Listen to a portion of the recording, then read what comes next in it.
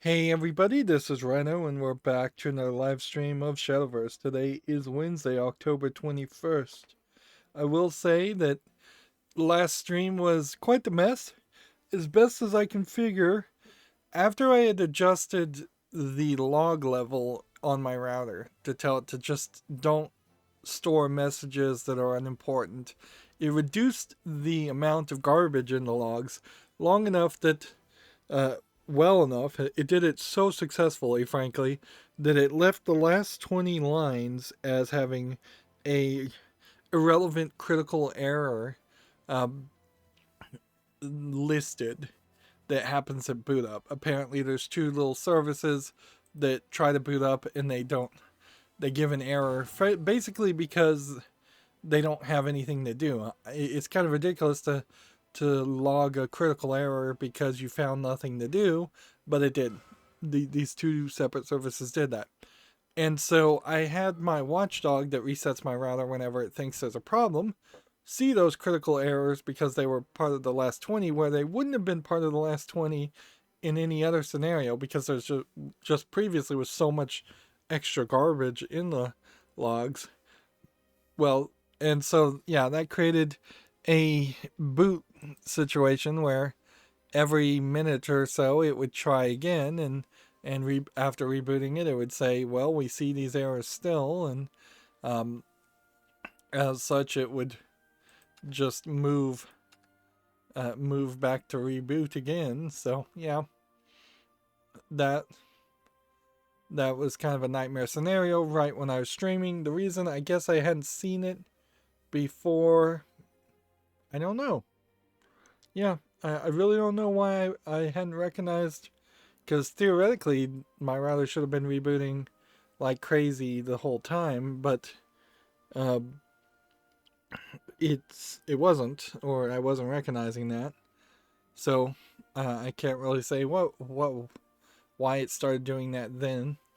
But with fingers crossed, that won't happen. I've disabled the part of looking for a critical error.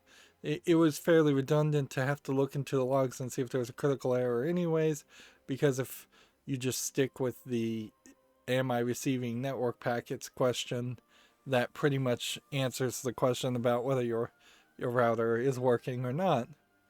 Um, and that's pretty much all the IT stuff I did to the past couple days. So we can say that for the accountability section here, as I'm about to try Dragoncraft once again, and I'm not going to probably make any changes whatsoever to it, am I?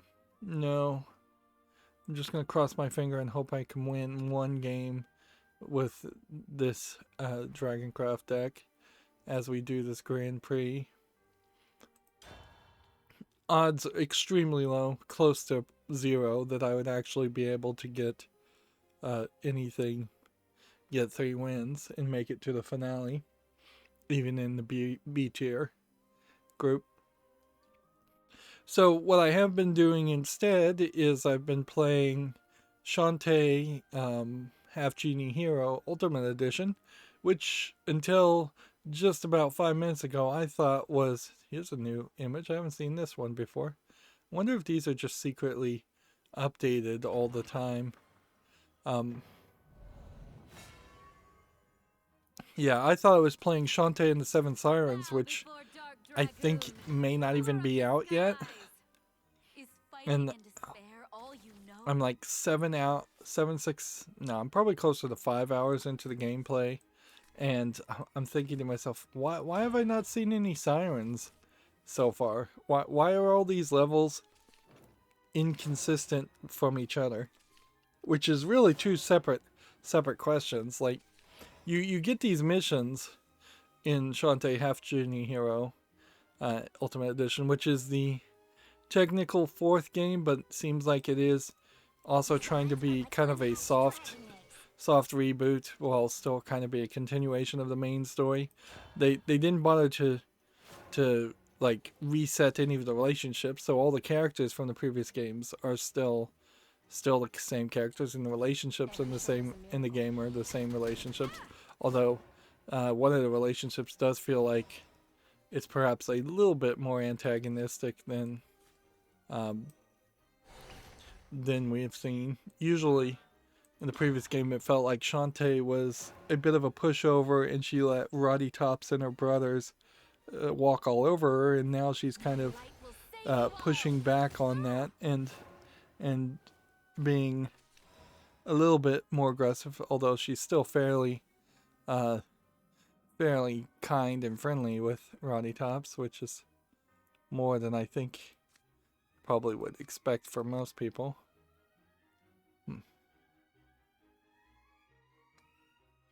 Hmm.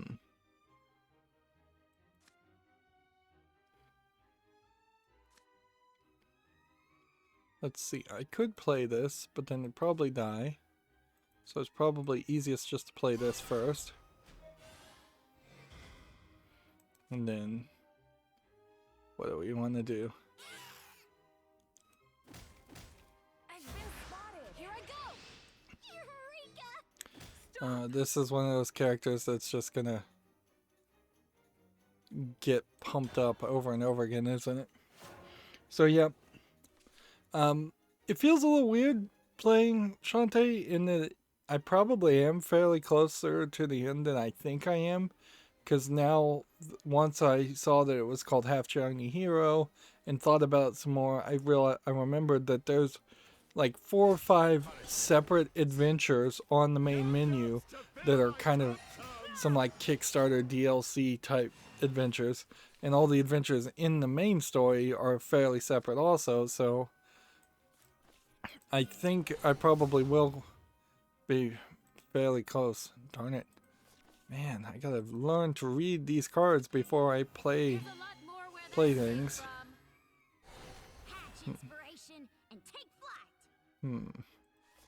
Literally cannot do anything because I just killed this with Ward and it'll just buff up this and then she'll just play another card with Ward and it just won't help.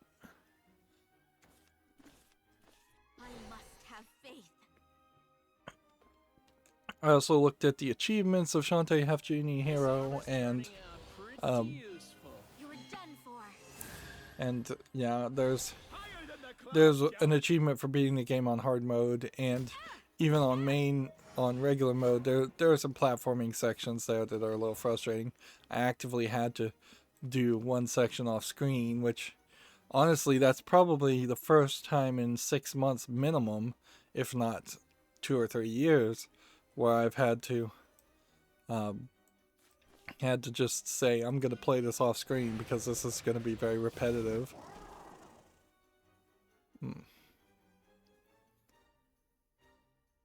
Okay. So if I evolve this up and then do this, that kills that and then buffs that up. And then if I play this and just toss that, I guess that's my move. And then what can we do now?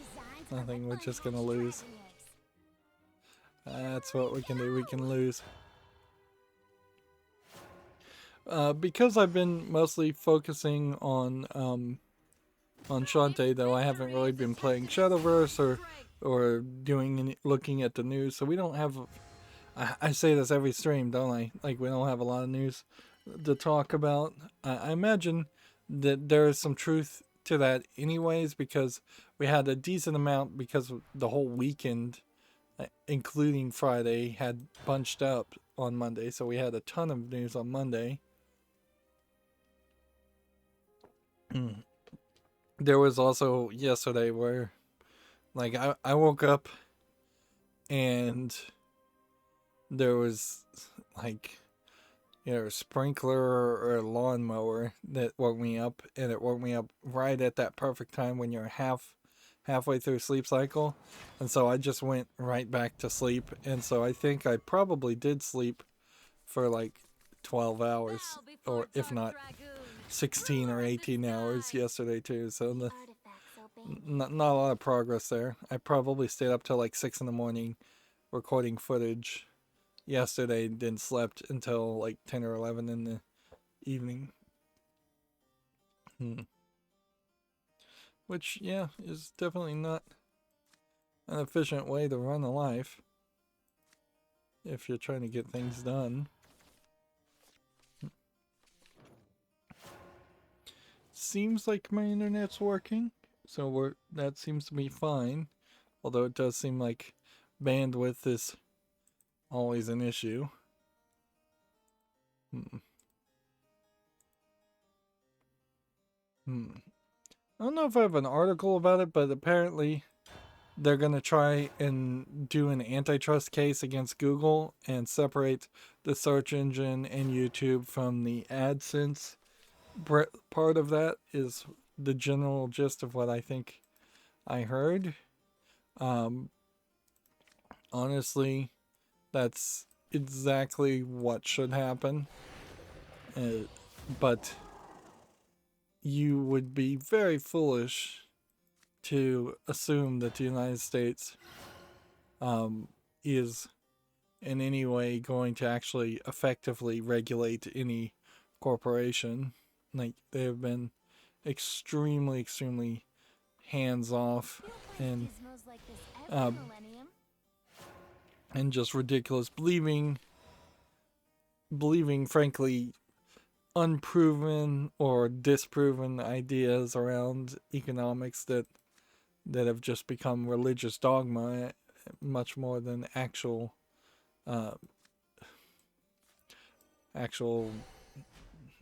reasonable, debatable concepts. Like, at the core of that is the hand of the market will just set everything straight, and that a laissez-faire, hands-off governance of capitalism will eventually balance itself out to a perfect balance, which is just bull. It's never gonna happen, never has happened.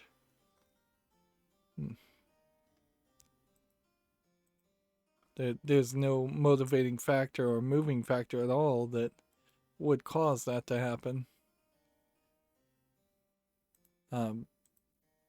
Corporations left on their own will acquire resources and acquire power until you end up with monopolies.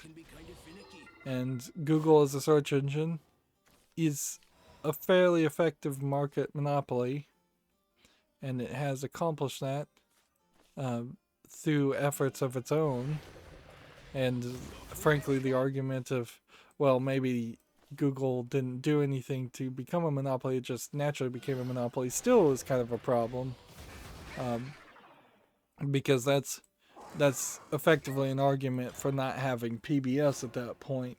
If everybody liked Fox and ABC, CBS, NBC, if everybody liked those channels, and let's just generally say everybody does like those channels, that's not a good argument to say that there shouldn't be some public funding for arts, because what's the difference between the content on PBS and the content on any of the other broadcast channels? The difference is the only cartoons you get on Fox, except for maybe on a Saturday, depending on your local broadcaster of Fox, the only cartoons you ever get are Family Guy, which are not appropriate for kids.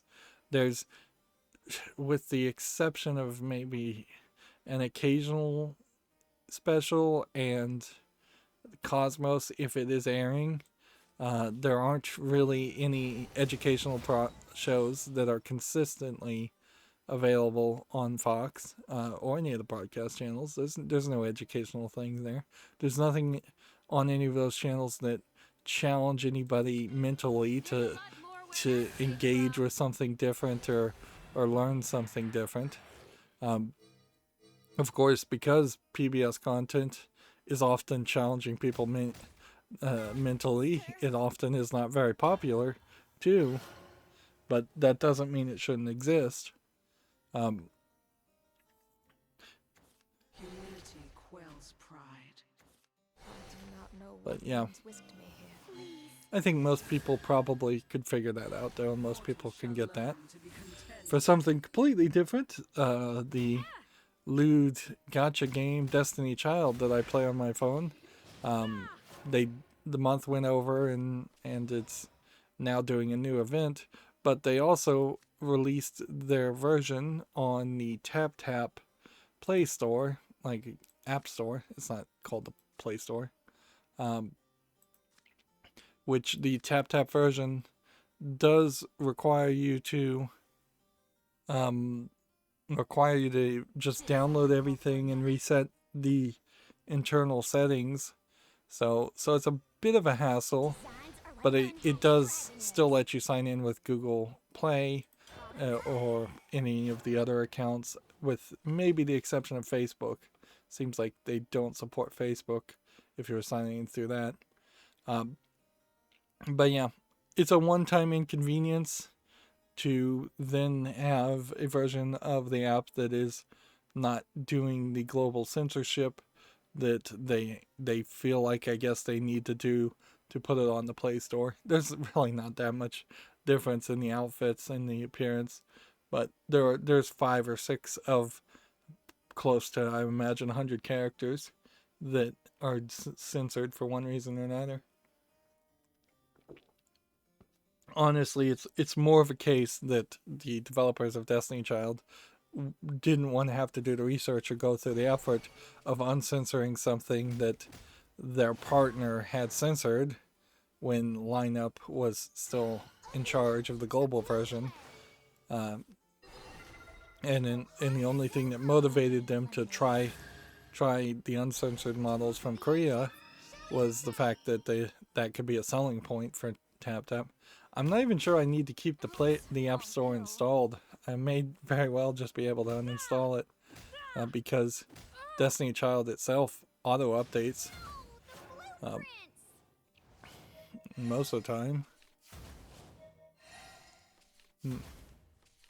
But yeah, that is available for anybody interested in following along. Alright. Banish all the cards. Discard a card. What to paint? What to Let's see. Do I want to evolve this? Painting? Maybe this time I can fade completely. See, is there anything else to talk about, really, before we start to go into news? I'm scrolling down my Twitter because right now we are getting a decent amount of news.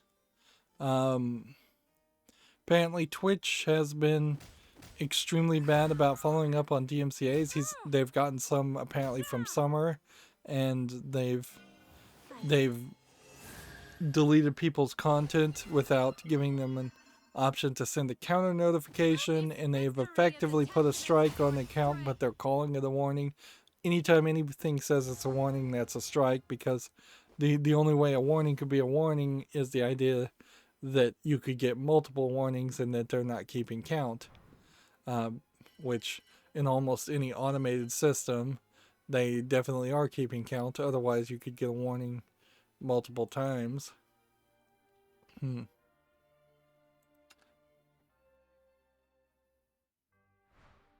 YouTube also seems to have clarified in one of their videos. I don't watch the YouTube creator updates anymore.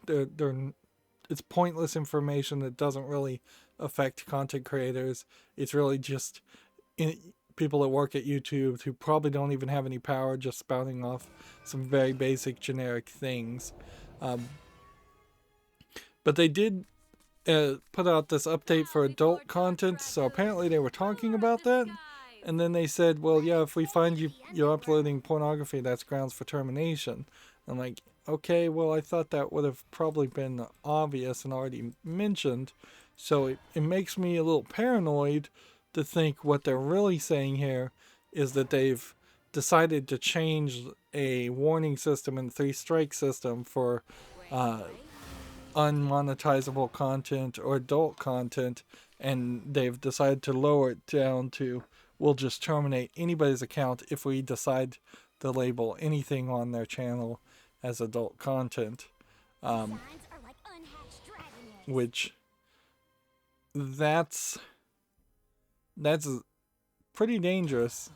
A pretty dangerous difference. Like, there's a manga anime reviewer girl called Sid Snap who pretty much makes every single video she puts on YouTube is her talking about her reading adult content. She may not actually be showing anything, and she may be blurring a lot of things, so maybe that still stays in with YouTube's content, but maybe it doesn't. The way they phrase things is anything you put on the channel for sexual gratification is what they're calling porn. So if you're just having a talking about a fantasy or doing like an audio drama, like there's plenty of audio dramas you could think of that might have a scene like that. Like if somebody was, well, it would be copyright infringement for somebody to be reading Madonna's book when that came out, or Lolita or something like that. But let's say somebody actually had the copyright to those books, that they had gotten the license to do an audio drama around that. That potentially, even though the Lolita would be like a classic book and of relevance to society, according to YouTube, that's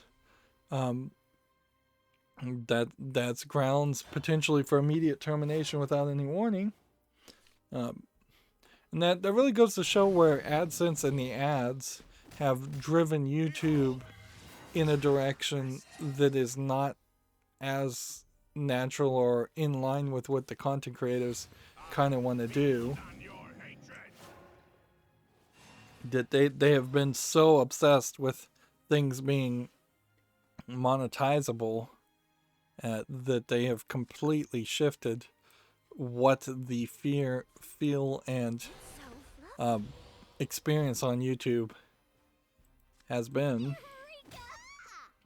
Another way they're shifting the experience is that they're doing an experiment where mobile uploaders, people who upload videos from their mobile phone, can now upload 60-second videos. You always could do that, but those 60-second videos are now being treated as what they're calling shorts, but most people would just know as like TikTok or Vine videos, 10 seconds long, 60 seconds long, and that they're being overly promoted, whereas everything else that is short has been overly punished for at least 5 years now. Maybe that fixes some of the issues with like animators, but honestly, if you're trying to win back animators, that they've almost certainly left YouTube forever at this point.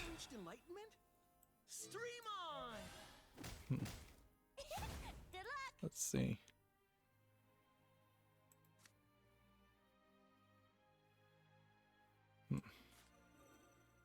What I want to do is give me a play point, but that really won't do anything for me.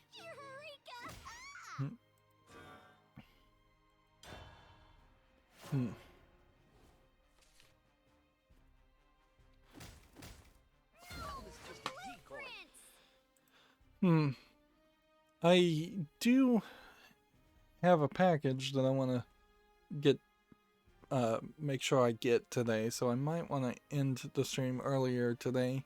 Honestly, though, I kind of just always want to end these streams because I'd like to go back to Shantae.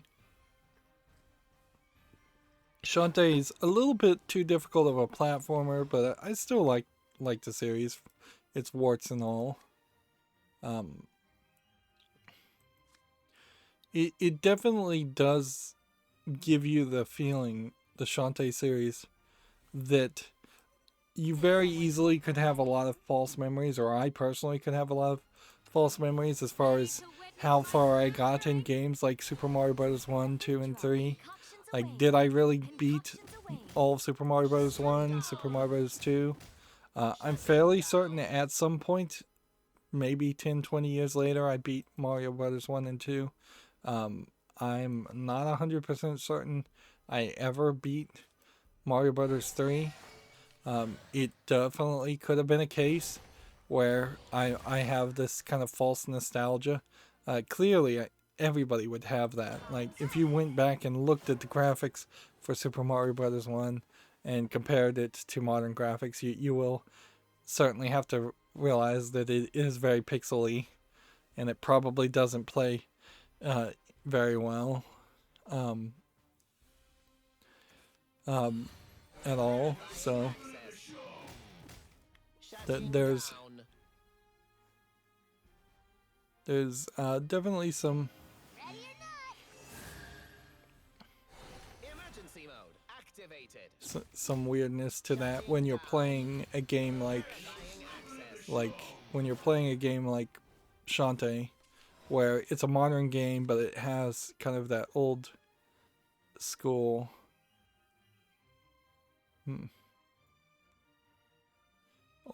challenge to it.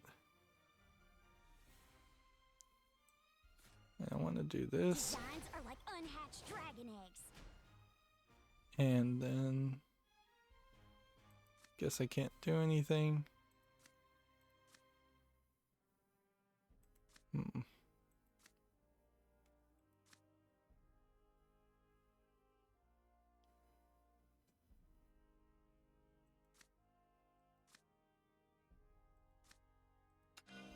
You have angered me.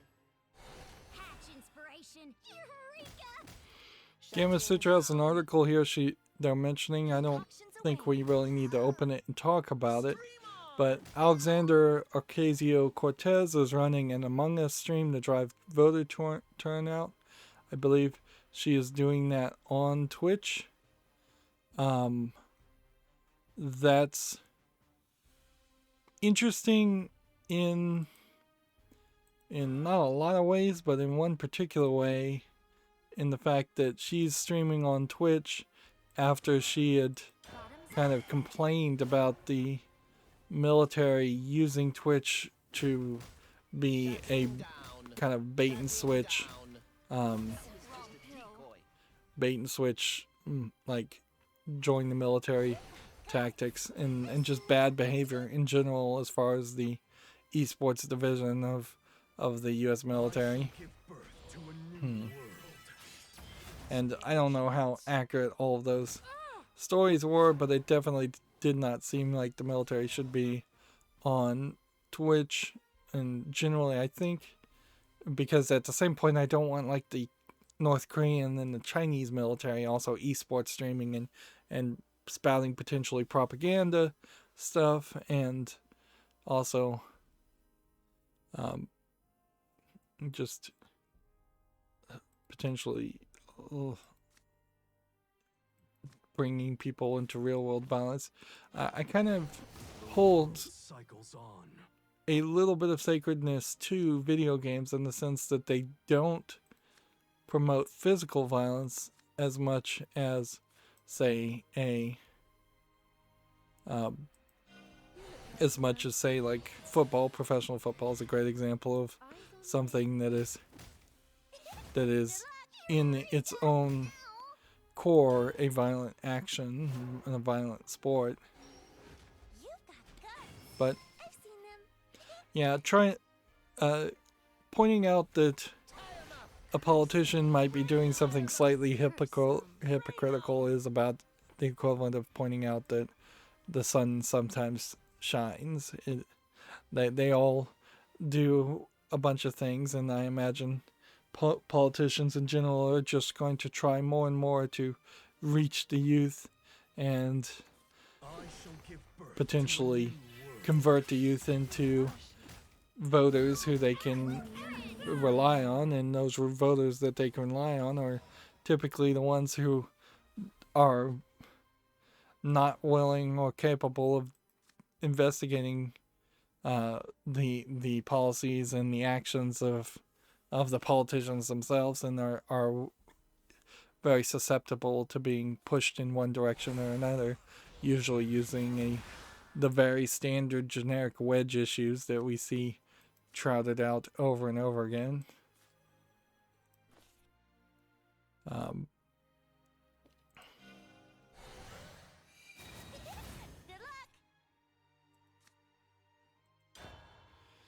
luck. Moving on, we have a game on Steam here called Nebula Within, which looks like a neon asteroid shooter game.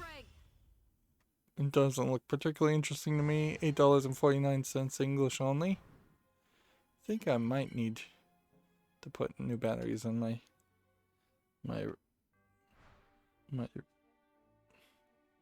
mouse. I thought it was good after I moved the receiver, but either my mouse pad is just kind of worn out at this point, which is very possible. There definitely are some spots that look and feel different,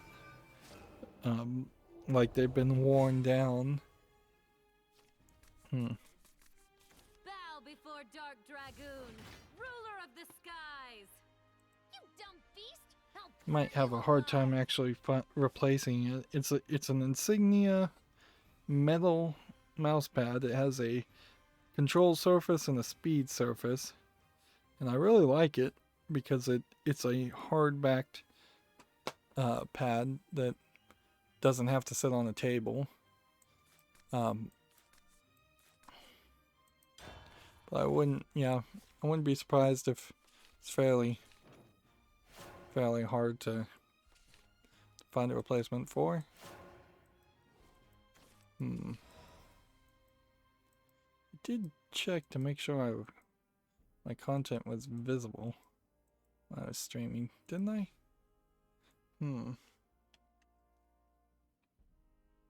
Let's bring that up. Yeah, it's visible. That I'm sure I did. I just might as well double check. Designs are like unhatched dragon eggs. We've got a game here on Steam that I could probably show off. It's tagged sexual content and nudity, but the screenshots seem to be all YouTube family friendly. So here we have a game here called Wonko of Marriage, Welcome to the Dog's Tale. Seems like it's a visual novel where you've got some cat/dog character. I assume this is a cat. I assume this is supposed to be a dog girl. And yeah. Yep. Nothing amazingly surprising there. Full Japanese, English, and Chinese. And I suppose for visual novels we'll put them on the fall list. But also, I suspect I may decide to do another purge in the next year or so of visual novels. Next, we have a game on Steam here called Outpost Delta. Where is my mouse? There it is.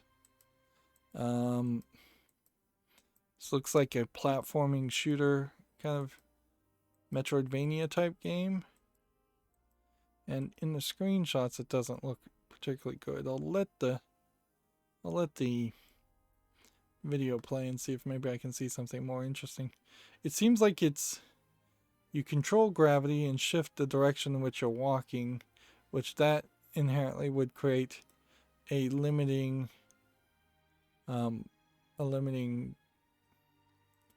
factor on the designs of the worlds.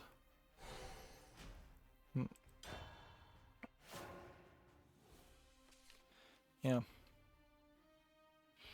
And it does seem like, as I'm watching the video and watching them actually fight people, it seems like there aren't that many enemies and they aren't moving that fast. And it seems like you only need to get 5 or 6 shots in before you've defeated the character.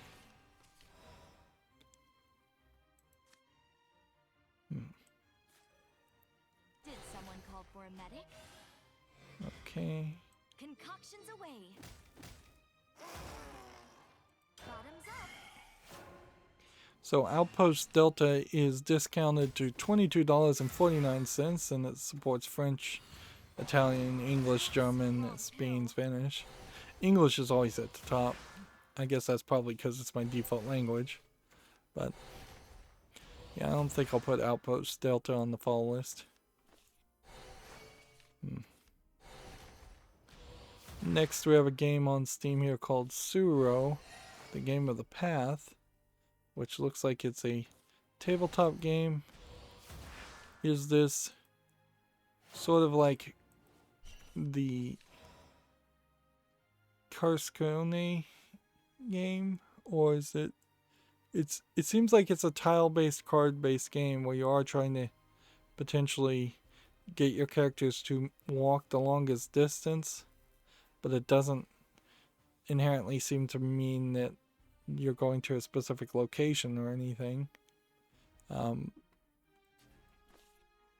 So that feels fairly basic. Did someone call for a medic? Bottoms up. Yeah. This video is just showing people placing cards over and over again. That does seem very, very basic. You cannot escape the shadow. Yeah, I just don't see enough of an experience here. Maybe this is a Chinese game. They're selling it for $7.49. Or some other Asian country's game. And maybe it's well known in that country, but yeah, this just doesn't work. That would be a very boring 20-minute spotlight at most. So. A worthless endeavor. Next, we have a game on Steam called Soccer Adventures, which seems to be a game where you run around kicking soccer balls, but it feels pretty much like an asset flip. It really is just a top-down twin-stick shooter, except for you're kicking soccer balls instead of shooting people. It's $16.19, which is way too expensive. English, allegedly full audio. Yeah, we're seeing some really overpriced games so far today. This is a little unfair, but the Godot engine is one of the people I follow on Twitter, and they are working on X11 display server progress. If you don't know what that is, that X11 is the display server that almost all Linux browsers use at their core. There is, on top of X11, things like Cinnamon, which I would recommend as your Windows environment manager, or Windows sort of emulator. It makes it feel a lot like Windows. There's also KDE and GNOME, and there's an expansion certainly to GNOME called the GNOME Toolkit, GTK, that sometimes is used as like a default base for creating applications. I hope you enjoy my traps.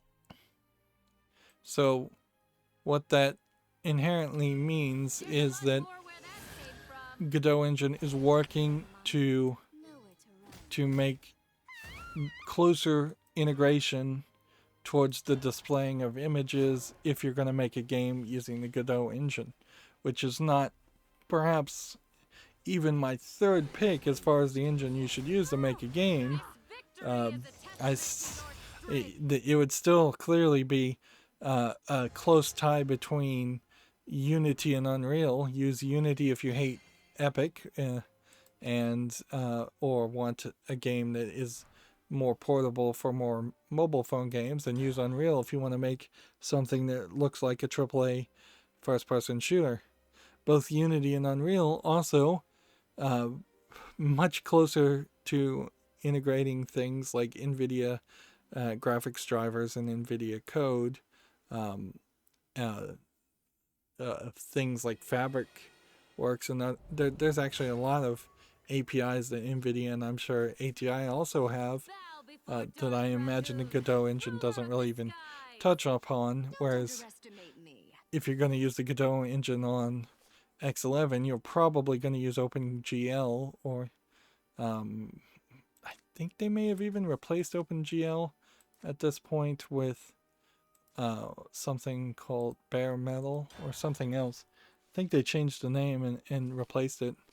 But I definitely remember OpenGL used to be the big thing. But yeah, the bigger thing to say there is it's just nice to see more people potentially making more games that will work on Linux. Are we ever going to get to a point where all gaming could be done on Linux? No, I don't think so. But we might get to a point where all new games can be played on Linux and maybe even run better on Linux. There is an ever-increasing amount of bloated features and just disk space being used up by Windows. So there could be improvements to that. Speed ups. But yeah, anything that first and foremost is designed to run on Windows is probably going to run best on Windows. But you never know. Yeah. I wouldn't be surprised if at the core the PlayStation 5 does run some form of FreeBSD or Linux on it. And maybe, I think the PlayStation 3 at least had that option to where you could run a secondary operating system on it. Which very few people took advantage of. Well, it did have that option at one point, and then they took away that option, and I believe the U.S. military sued them because they were actually using a lot of PlayStation 3s. But I doubt the Xboxes would ever use something that wasn't at least somewhat similar to Windows. I wouldn't be surprised if Nintendo adopted more of a Linux underpinning, but they wouldn't probably brag about it too much. Wouldn't be surprised if they're using a Linux underpinning right now for their operating system. This one, and then that one.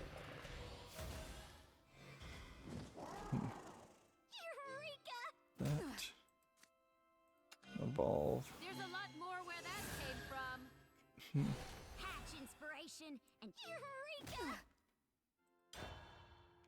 Moving on, we have a game on Steam here called Drone Swarm, which is tagged as a strategy tactical game. To me, if the images want to load, I feel like they were loading just a second ago. It looks like a space game that has maybe a little bit of a drone swarm concept.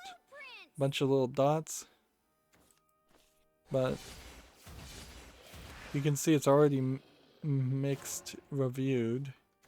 It's $24.99, no discount. Several languages, allegedly all of them. Full audio, see? Control 32,000 drones is not a great way for a game to play.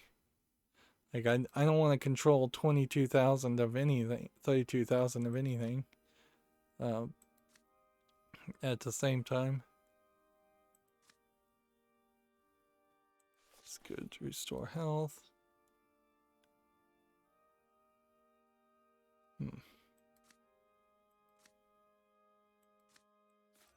Go and play this. And this.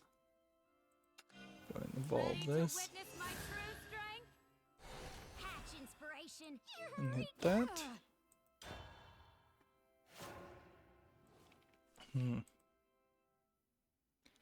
See.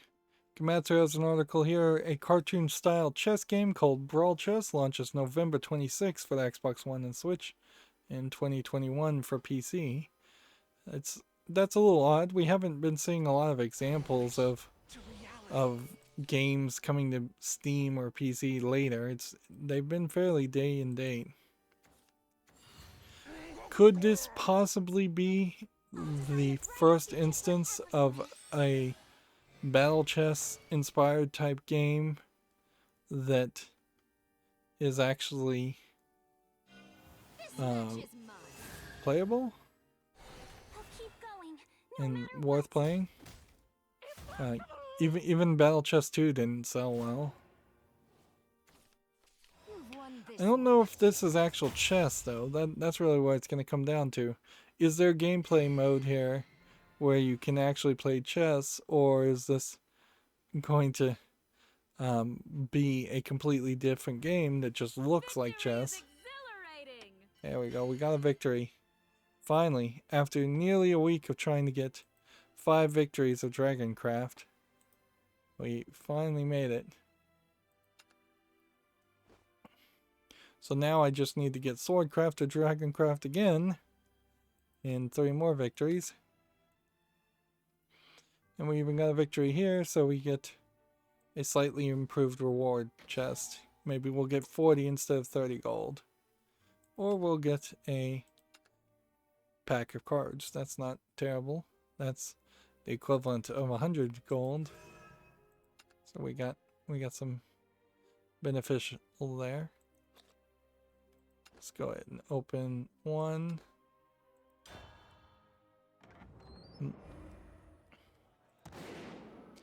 I'm still just kind of sitting on these packs, and like every day we'll stream, we'll open one pack, and that's more than we ever could guarantee in Hearthstone or Magic the Gathering Arena, so we're doing fairly well with Shadowverse.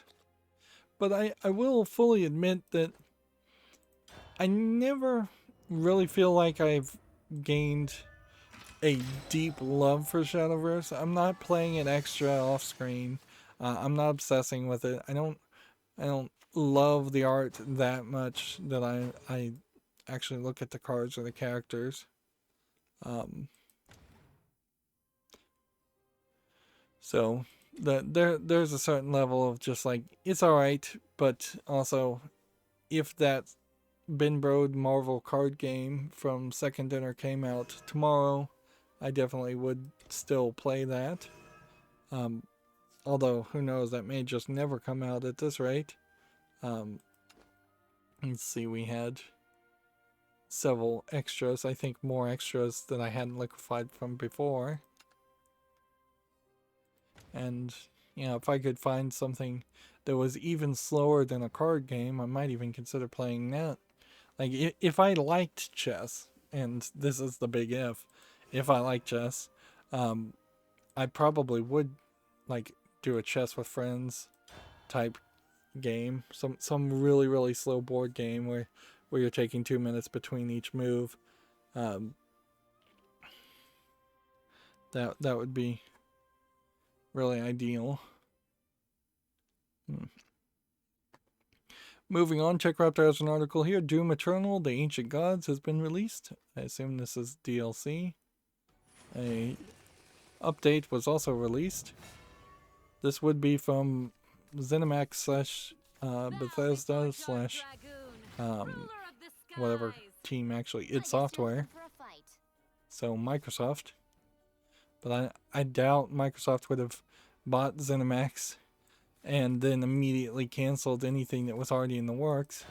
Like, if anything, Microsoft is making it very clear that they're going to stay the course for at least a temporary time, but they do seem to fairly well hint that after the next 2 games come out from ZeniMax properties, there won't be any contracts that say they have to come to PlayStation, and I imagine at that point there won't be any more ZeniMax games coming to PlayStation.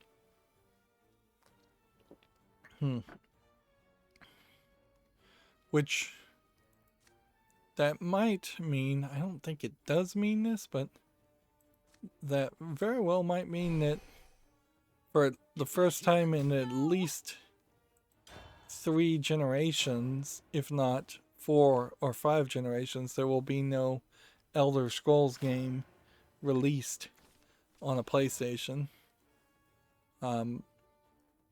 If the next Elder Scrolls game ever does come out, I wouldn't be surprised if it if it doesn't show up on the PlayStation 5, and PlayStation 3 and PlayStation 4 both had Skyrim, I'm sure. I don't think Skyrim was on the PlayStation 2, but I wouldn't be surprised if one of the other Elder Scrolls games was on the PlayStation 2, and I wouldn't be surprised if there was also any Elder Scrolls game even on the PlayStation 1.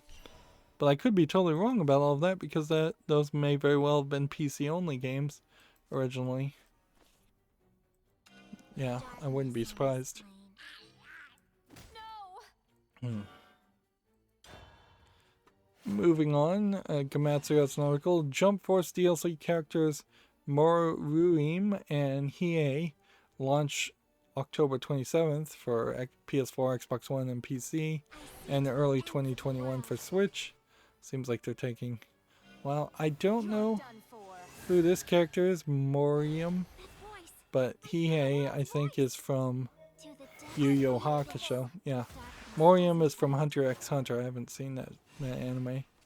So, what's more surprising here is the Jump Force still exists, because that was a very poorly received fighting game, particularly considering how it was fully assembled from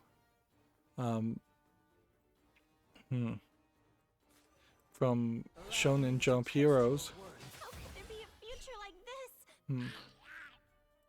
Unbelievable. Yep. So yeah, that's a weird announcement, but whatever. Gamatsu has an article. Puyo Puyo Tetris 2 details skill battle and online modes. So they're still publishing that. It's nice to see a little bit of information about any game these days.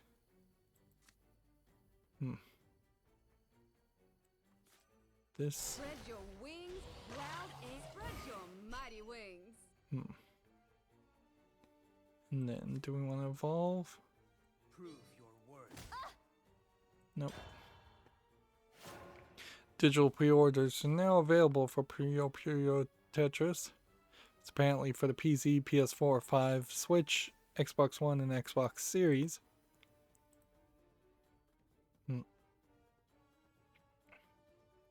Tech Raptor has an article here. Poker Club will be the first next-gen card game. Which, okay, it's coming in November. Sure. Like, with potentially a lacking list of day one launches, being able to play poker on the PS5 and Xbox Series makes a lot of sense. And maybe in these current times, people have a decent amount of time where they'd want to sit around and play poker. I'm not sure. I imagine a lot of people that wanted to go to Vegas and now probably can't go to Vegas probably would like that. Summon 3 assembly drones. Summon this. Strike.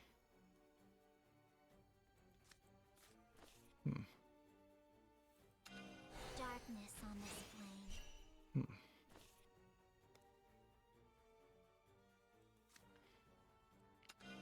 There's a lot more where that came from. These Yeah. scales can't be I don't know, mighty wings. though, if there's really Unbelievable. a fandom there. No. I always look for a good poker game that isn't real world currency, and I always have a hard time finding it, because everybody wants to either sell a lot of costumes or skins, or they want you to use in-app currency to actually buy chips, and so you're effectively actually gambling. It won't be long now. Looking at the video here, Poker Club does not look like anything more than a moderate increment from other poker games I've seen available even 4 or 5 years ago, but I guess at a certain level there's not that much you can really do to modernize a poker game, short of putting a ridiculous amount of wasted effort into having high level graphics. Spread your Okay.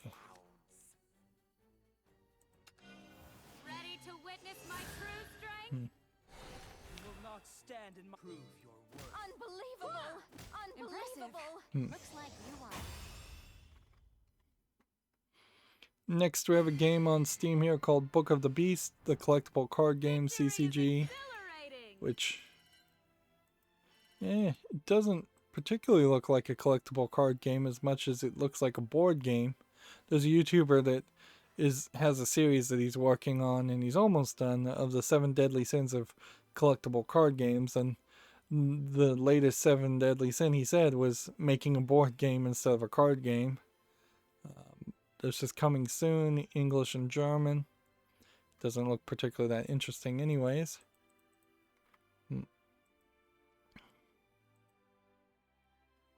Let's see. Let's play that again. Gamma Sutra has an article here. Ex-Blizzard devs land $4.7 million for a new studio called Frost Giant.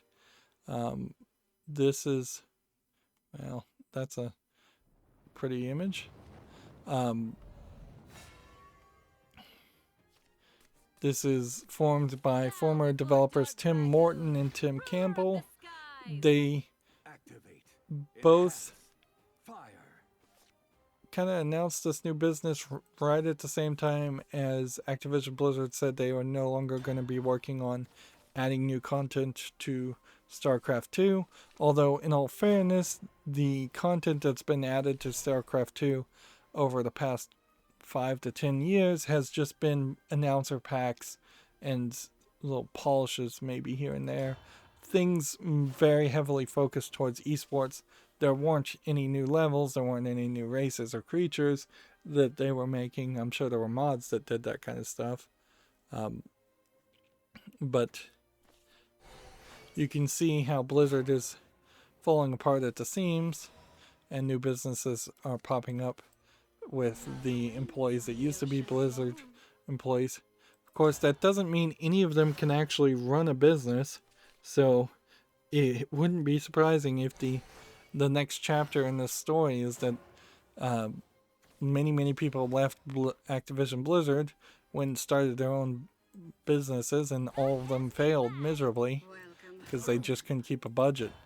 Particularly when you think about the level of quality that the developers of the people that worked at Activision Blizzard wanted to put into their games.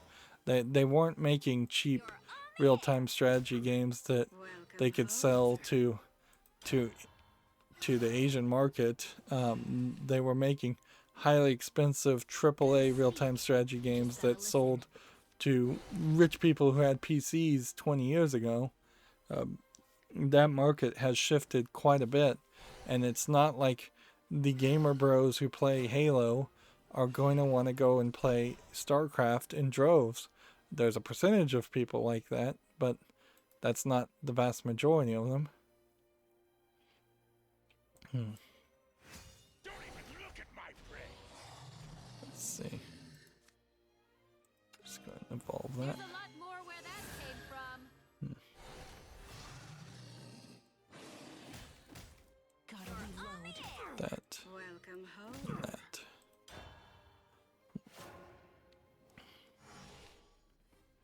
Let's see.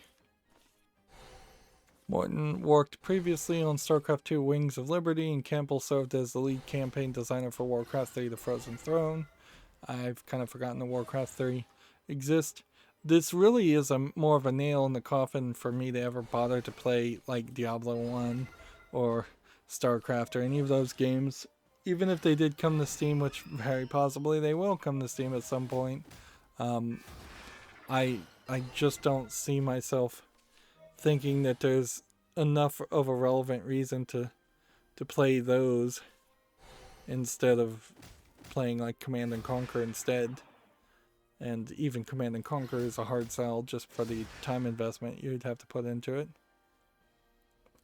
Moving on, Gematsu has an article. The Cotton reboot is coming to the West in Q1 2020. Cotton, I believe, was the shoot 'em up games that really didn't have a lot of relevance. It's not a shoot 'em up, it's a side-scrolling bullet hell Toho type shooter. Perhaps before Toho was what everybody was calling those games. Speak. Just You gotta can listen. definitely tell by these graphics that you're talking early 90s or older. Good night and good luck. Tech Raptor has an article here. 2K Games discusses NBA 2K21's unskippable ads, which is to say 2K21 has unskippable ads. They say in some update they're going to fix that somehow, but I mean, they put it in there. They knew what they were doing. It's not like 2K games in general, 2K21 or any of the EA Sports games lately have been of a level of quality that was acceptable. Let's see. Ready to witness my true strength? Glad I got the Todd for bass. Kill that.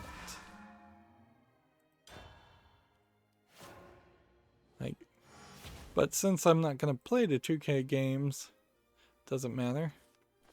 Tech Raptor has an article here. The PlayStation Terms of Service for Hong Kong clarifies the protection of the CCP, which is the Chinese Communist Party.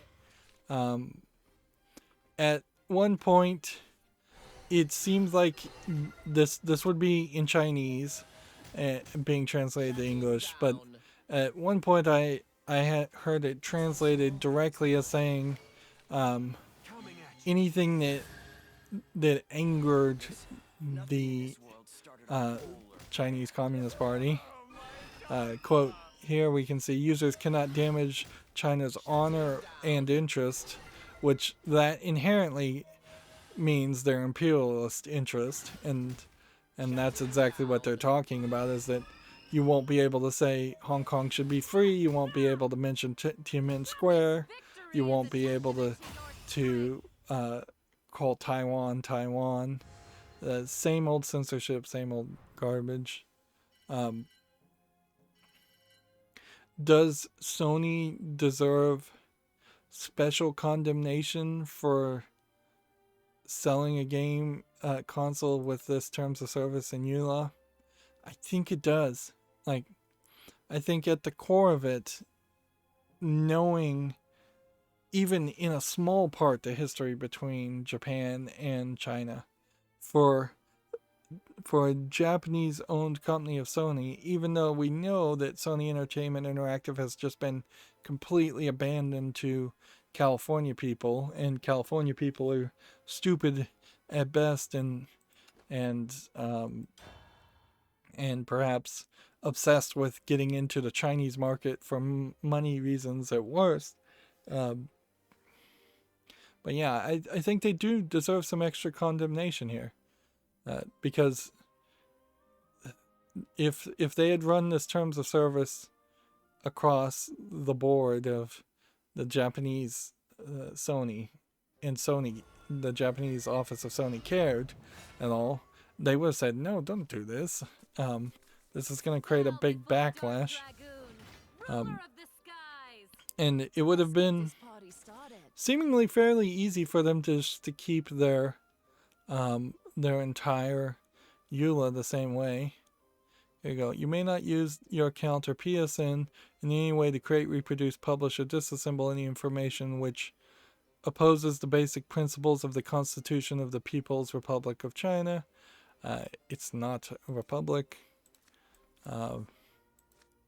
Let's just dissent on that. It is a empire dictatorship at this point, with fake elections as much as Russia is, or endangers the security of the People's Republic of China, divulges People's Republic of China. Yeah, they went all out here. This isn't just something somebody snuck in. There's a whole page here.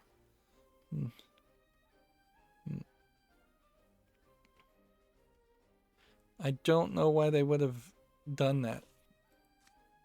Like, it's not even like I think there's a ton of Well, there probably is a decent amount of console sales that do happen in Hong Kong, because I imagine a bunch of mainline Chinese people import them from Hong Kong, where the regulations to buy consoles are probably less restrictive. But it really is just another example of, if you're going to bend the knee to China, you're actively acting against the interests of the rest of the world. You're actively trying to support a country that is slowly and steadily trying to be the one world government that so many conspiracy theorists are afraid of. I'll be a great queen one day. But I probably have to get into that rant farm too often. So instead, let's get into a different rant. Apparently, Rocksteady Studios 3 hours ago says that today is International Pronouns Day. News to me. On this day, we're proud to celebrate multiple intersecting identities and everyone's right to self-determine. To all fans, families, and friends, we salute you, whatever pronouns you choose. Hashtag International Pronouns Day. Hello, my pronouns are blank and Rocksteady. Not an incredibly offensive post for more conservative people, I imagine, but also kind of a pointless post. It just, once again, is a virtue signal that means absolutely nothing at all. And you would be much better off not recognizing the idea that there's an International Pronouns Day, in the same way that you probably shouldn't recognize most holidays. Like I get Black Friday. You would recognize that if you're a video game seller. I get Christmas because there's a lot of gifts sold there. But pretty much any other holiday doesn't need to exist as far as a company that's trying to sell a product is concerned. Maybe you have like fall in general, where you sell your pumpkin spice latte if you're Starbucks. But yeah, anybody who's more conservative won't like that post, and anybody who's liberal and actually and isn't just a flaming SJW will see it as a shallow pandering with no real teeth. The bigger question, I guess, to ask is, if you think about Rocksteady's games, almost all of Rocksteady's games have been Batman games, and with the exception of the newly announced one that meant you played as Batman and only Batman, and it meant you fought against mostly men. That there rarely was a case where there would be a female beat 'em up. I know Arkham Asylum 1, when you fought against like Harley Quinn, you kind of just flip her around in a cutscene and you don't even punch her, whereas every man in Arkham Asylum 1, you smash their face into the ground and concuss them. It would have been fairly easy to have Batman or Batwoman be playable in all the games, and that just never happens. It would have been fairly easy to bring in more female bad guys, certainly. I don't think in any of the Arkham Asylum or Batman games there are any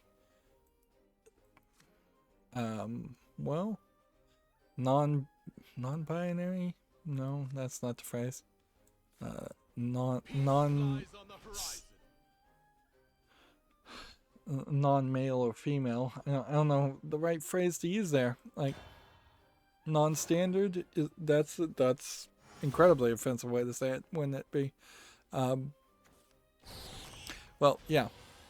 There isn't anybody in any of the Batman games that Rocksteady has put out that I know of has ever identified as as anything other than male and female. And DC in general, I don't think has ever done that. I got this.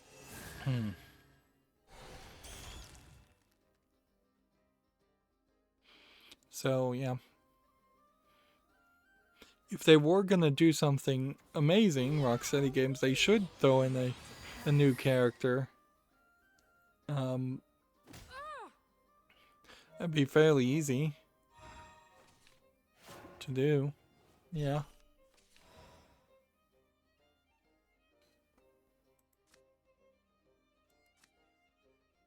You dare to disturb my domain? My empress. Alright. Let's hit There's this. a lot more where that came from. Too late for apology. Sink. You're kidding me.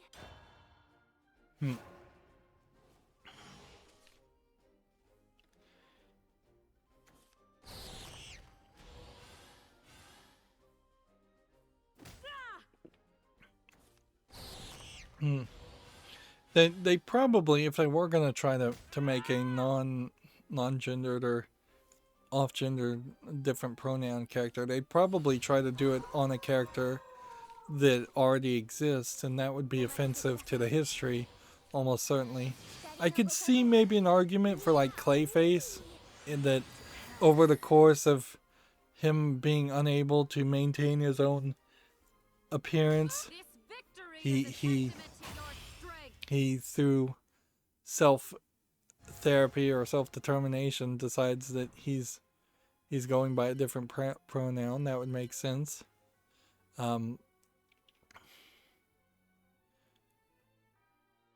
But if you were to say like Barbara Gordon or someone who's been in romantic relationships with other characters, the switch there would be probably a little too abrupt. And at the core of it, I just think Rocksteady Games, like all video games company, are better off just taking care of their own employees, paying them better and treating them better and cutting them out and reducing the amount of overtime. Very basic things that any corporation could do without having to become a flaming SJW, which they also have a hashtag Black Lives Matter, so Ruler of the skies. yep. There definitely are some conservative, more right-leaning people that would see this stuff and say, boy did I love Batman, but boy am I never going to play the next Batman game. And does that really help the video game playing society? If gamers in general are a subgroup of society, if we do have some shared experience, does it help to drive away people and eliminate more avenues of shared experience and shared understanding? No, it's counter to the goal.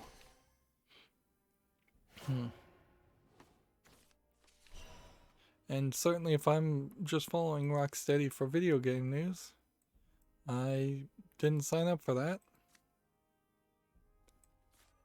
Burning flames will Moving on, we have horror movie bingo, which, if this wasn't so ugly, the idea of playing bingo and having to fill in like references to specific horror movies, although one of them is named Buffy, so here, like, are they naming different characters' cards against different things?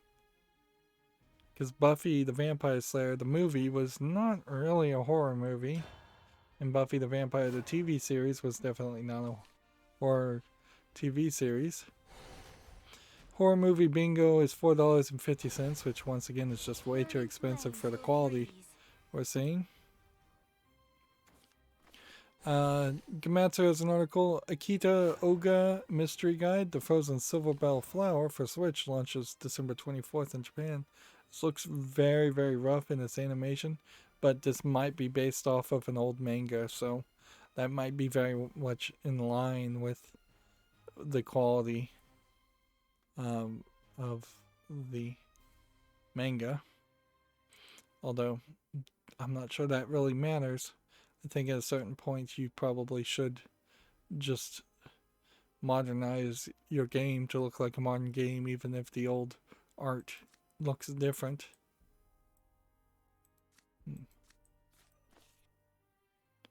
See.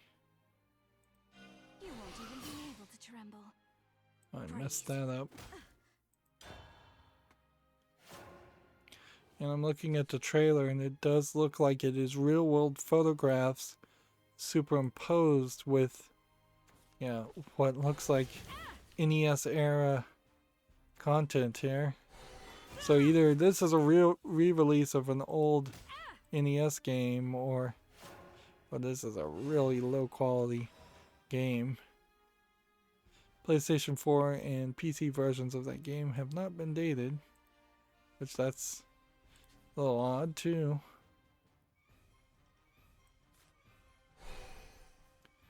Come on.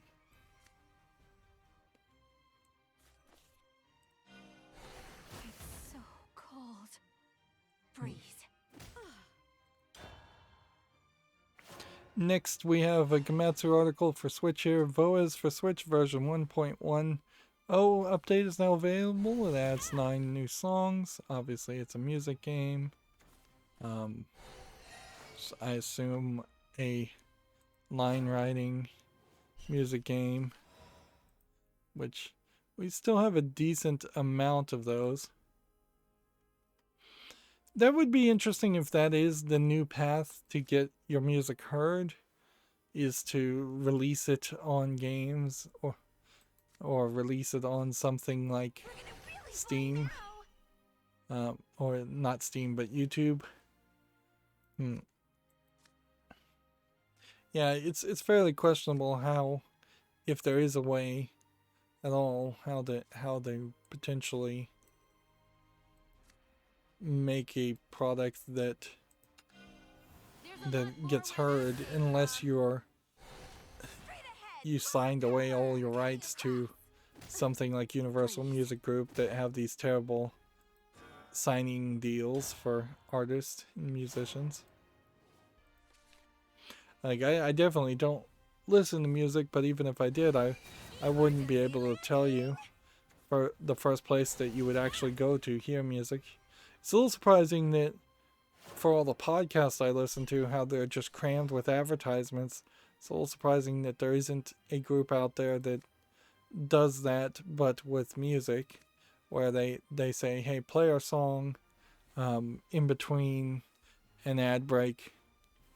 But then that would be like a 2-minute song, and it doesn't inherently make any profit for the musician.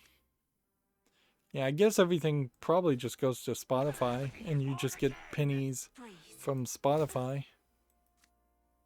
I guess that's just how the music industry works nowadays. Which, at a certain point, I don't know if music ever should have been a commodity that could have been sold in the first place. More and more as I think about it, I feel like stories and ideas and concepts in music, all of those things should be just like public domain from day one and not copyrightable. Like, there's just very little benefit to society for people to think that they can make money from making music when that's really not something that can actually happen for almost anybody, except for maybe the children of other rich and famous people. Well, I'm getting wrecked here. Moving on, we have a Gamatsu article. Picon Tier launches in early access on PC in 2020. It's a little late in 2020 to say just 2020 before the end of 2020. Let's see. It looks like it's a little blocky type game.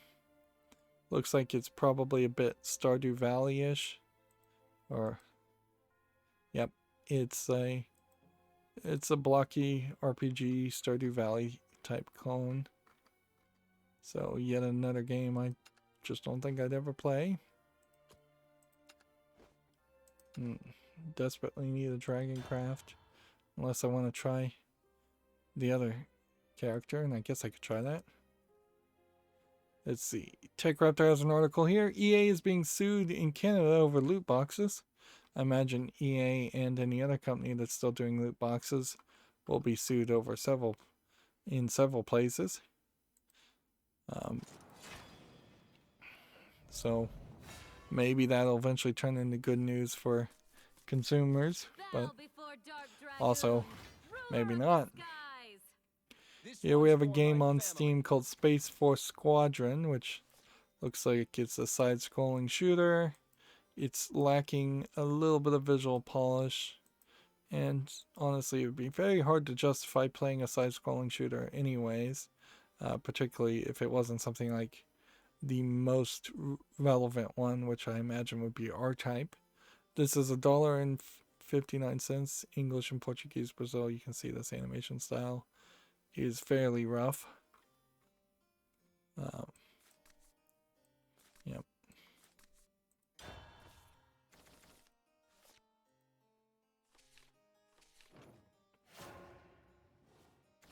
Next we have a game on Steam called Burning Mountain and Sea, which is tagged as an RPG action game, and over here it looks like something that might not be YouTube family friendly, so let me check out this screenshot.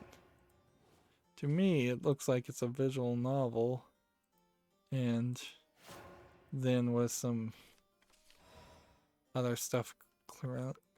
No, it's not a visual novel, is it? No, it's more of a hack and slash action game where it's a big giant screen and you're fighting just one monster. And it's actually not terrible looking as an action hack and slasher, but it does have one screenshot of a scantily clad Chinese lady, which makes me think there's probably an adult sex scene in it. And then there's one screenshot that's highlighting a menu of some sort, which definitely points to it being a Chinese product. It kind of doesn't matter though, because English is not supported. It's $10.39 as Chinese only. So Burning Mountain and Sea couldn't make it to the fall list even if I wanted it to, and it definitely has some glaring red flags as far as one of those weird Chinese games that has everything in it and probably none of it lasts very long or is very good. Next we have a game on Steam called Measure 111, which looks like a top-down twin-stick shooter, Asteroids clone. Yep, nothing there of interest. $4.99, bunch of languages. They're taking their sweet time. My speed is second to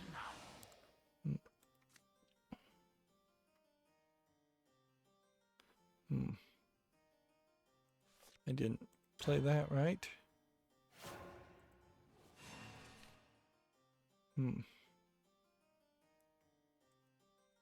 Here we have another game that is showing a lot of legs. I demand a rematch. More of my steel. Here from the developer Cute Anime Girls, which at that being the title of your developer, the name of your development company clearly should have been a red flag for Steam. We have a Russian troll game here, My Cute Commissaire. I mean, I don't know how you take that as anything other than a Russian troll game. You have kind of badly drawn lady with huge cleavage, and you can see it's basically a match 3 Honey Pop clone. They want $1.19. It's full audio English and Russian, it says. There is definitely something to be said about the fact that, with a few exceptions, there are very few games made in the United States, made in the West, that are designed to be pro-rah-rah government propaganda nowhere near as the Russian games. We don't see, I can't think of more than maybe 5 joke games that have Uncle Sam in them. When you see Call of Duty, half the time Call of Duties don't always put the military in the best of light. I would say Call of Duty is probably the closest thing to a pro-U.S. propaganda game out there. All must come to an end. But yeah, you just don't see something here that feels like it is a state-funded product, or could be a state-funded product, except for when you see Russian games. I'll even say Chinese games tend not to be pro-Chinese government. They seem to be much heavier on pro-Chinese history and the great novels of China and the Chinese culture in general.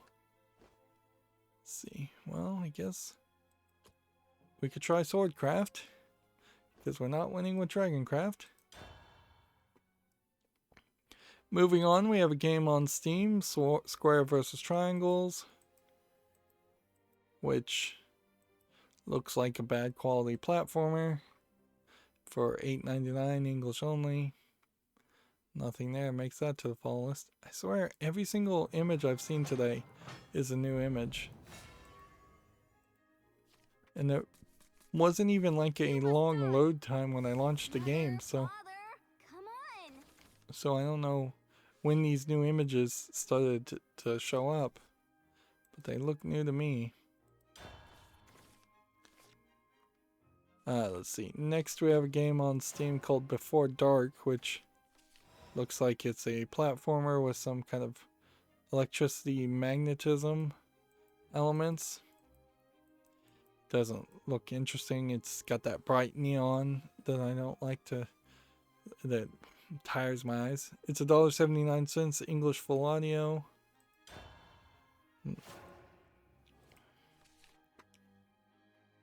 See, next we have a game on Steam called The Episodic, which looks very visually interesting, but this also looks like this could be just an asset flip game. Playable cinematic gameplay trailer format for the project The Episodic, of a lost astronaut in search of the mystery on forces controlled universe around him. That doesn't feel like a English sentence. Yeah, well, best I can tell, this is a free demo. Best I can tell is this is a game pitch at best, or just an asset flip at worst. Like, either way, there's no reason to put a game like that on the follow list. It's been very notable that at least Giant Bomb, which is about the only mainstream video game site that I've seen, that I follow anymore, that they have not, in this time of slowdown, they have not done anything to go back and look at more games or reduce potentially play demos or things. All they've really done is just sit back and kind of relaxed and just said, well, there's no games, so we just won't talk about games. Again, unless that's behind their paywall, it does to me seem like they are right about to be they're in the process of being acquired by a new company, and it seems at least 5 people are sitting around doing very little work. And maybe they see the writing on the wall, and maybe they are just all gonna get laid off. I wouldn't be surprised if that's exactly what happens. So maybe they just don't care. I won't stop singing until there's world peace. Okay. Let's speed things up. Too slow.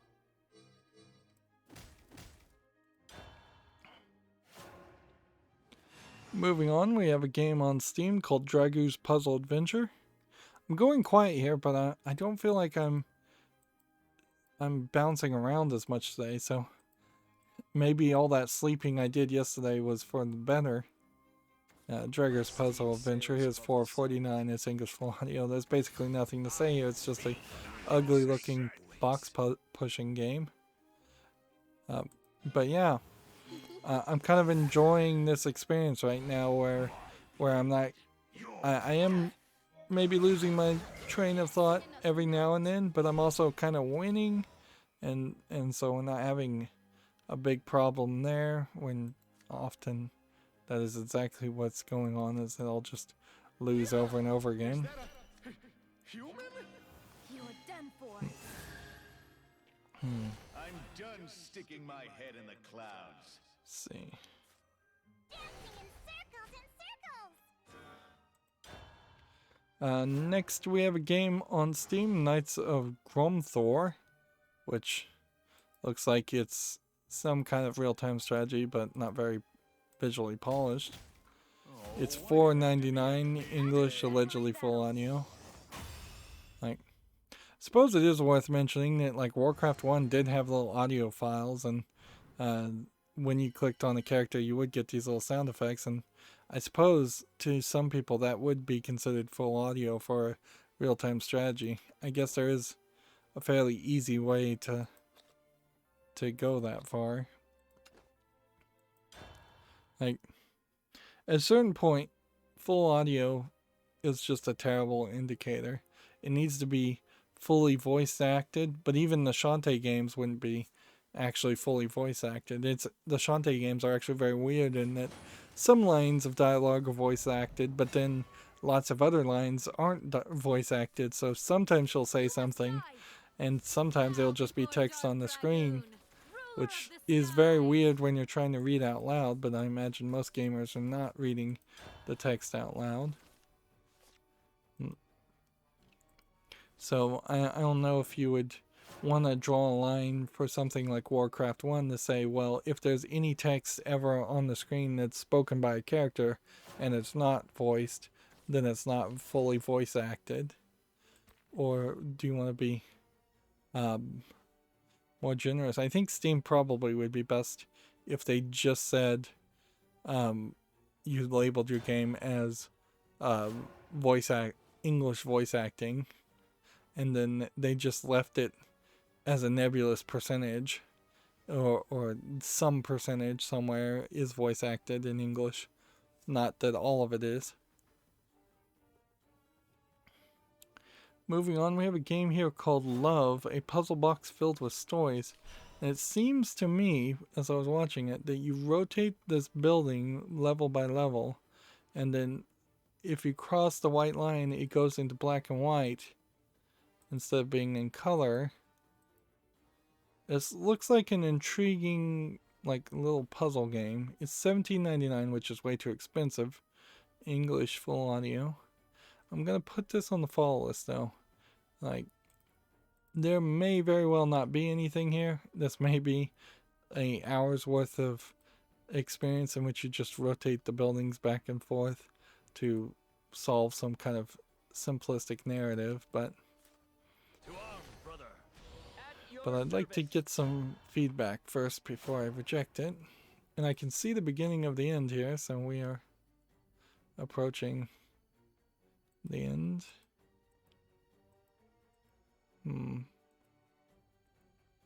Well, I don't know if YouTube's family-friendly rules go against upside down crosses, St. Christopher's crosses. Let's just call him that.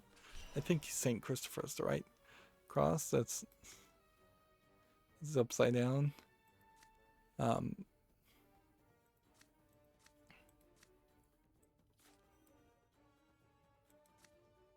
Officer, play this, do this, ally is justice. do that. Yeah, I imagine it's not really a big deal. We have a game here called Dungeon Lord, and then some Asian characters. We can see it's already mixed. Here's a anime girl with an upside down cross, and then they're going pretty wide gamut of boob sizes and heights So this on this one. is This my one's not tagged as having any You can do it. adult content though, and it does kind of look like one of these unpolished Chinese games. English is not supported, $14.99. Korean, okay, so it's an unpolished Korean game. Apparently it's based on a Korean internet novel, which these Korean internet novels are getting more and more popular. One would hope that that game was developed and licensed in that case, and it wasn't just a concept that was stolen. You are done for. Preserve the peace. Pick up your sword. At your service. Guess I'm better off Follow underwater. my lead. Yep. Follow my lead. Honestly, if you'd asked me 10 years ago, would manga and Japanese anime somehow lose popularity amongst its fandom and some other countries' content potentially start to supplement or even replace the content, I would have laughed in your face. Like the idea that an otaku, a hyper fan of anime, would potentially look at a Chinese product or a Korean product was not even a Won't be long now. potential option. I'll save you all. No one gets past me. It's certainly, Follow my lead. having seen that Korean content is getting more and more popular these days, it kind of makes me wonder, are we going to start going further to what would be the west of Japan, and we're going to see like Indian content more? Are we going to see Polynesian content, Taiwanese content? Are we going to start seeing content from non-Asian countries that is inspired slightly by Japanese anime? We certainly see people in the West, United States and such, try to do that. We've seen Netflix try over and over again to have anime become something that they can create and fail fairly miserably on it. Korea has been the only country so far that actually has succeeded somewhat there. And I guess on a worldwide scale, Korea's hasn't had any other entertainment that has been well received. Although personally, I think a lot of Korean TV and movies are very, very interesting, and they have this lovely way of not caring about a specific genre, so they'll make a horror movie that has lots of comedic sections, or they'll make a comedy movie that just has a horror section, or they'll throw in some romance into a horror movie. Follow my lead. Guess I'm No better one gets off past me.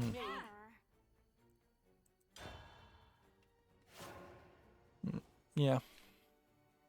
But on the other hand, if you look at like the United States, the last thing I would like to see is creators of content like DC and Marvel fully abandoning the DC Marvel universe and trying to just make a whole bunch of anime mangas instead.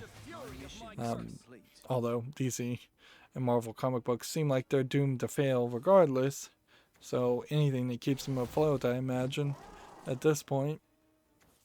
But we definitely have seen Bottoms up. DC and Marvel try to have manga and try to get it to sell in Japan, and it's failed fairly spectacularly. Have faith. It all ends here. Victory in sight. Just as planned. The battlefield trembles No one gets past That. me. as my And guitar that. gently beats. Moving on, Gamatsu has an article. Near Replicant version 1.224744871139 launches April 22nd, 2021 in Japan and Asia. April would be the 4th month. And then 22 would be the day. So the rest of these numbers may mean something, maybe, maybe not. Near Replicant, I don't think is the mobile phone game that's just like a walking simulator. I think Near Replicant may be the next storyline experience for the Nier series. Not labeled Nier Automata, however. Apparently Nier Replicant has already been released in Japan, so this might be just releasing an old game. Which, okay, that might make sense too. And also maybe a case where this was some side quest content that that was extra to the Nier Automata series.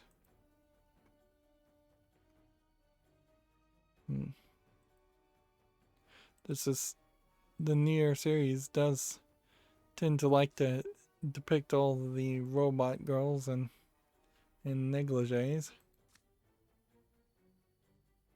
Hey, let's do that. You're gonna feel the impact, brother. No There one we gets go. past me. I could have just attacked. Victory is a testament to your strength. And that's pretty much all this trailer is showing is the girl in her negligee. In fact, they're actually cutting off her head, so you can't even see her face. So The pleasure was all yep. mine. I kind of wish I knew what the actual gameplay was, though. Yeah, if this is an old Nier game, it doesn't look that awful. You're running around, you're hacking and slashing like Nier Automata. This isn't the new one they announced with the there was just a walking simulator. I need to get around to playing Nier Automata. Like, I'm so late to the party on that one. And I don't think there's a justifiable reason to play like Nier Replicant first, even if it was a game that came out first, then play Nier Automata. I think I need to play Nier Automata to establish a fandom for the Nier series, and then go back and play the older games. Moving on, Gametsu has the Famitsu review scores for issue 1664. Let's see, decent number of games to this week. Short Hike, 32 out of 40. A Birthday of Midnight. Birthday of Midnight came out for the Xbox One, Switch, and PS4. It's 27 out of 40. That's pretty bad.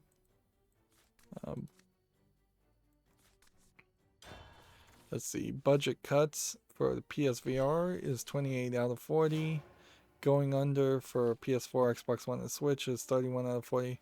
Kamen Rider Memory of Heroes, which is probably the most recognizable game, it's for the PS4 and Switch, and it's 27 out of 40.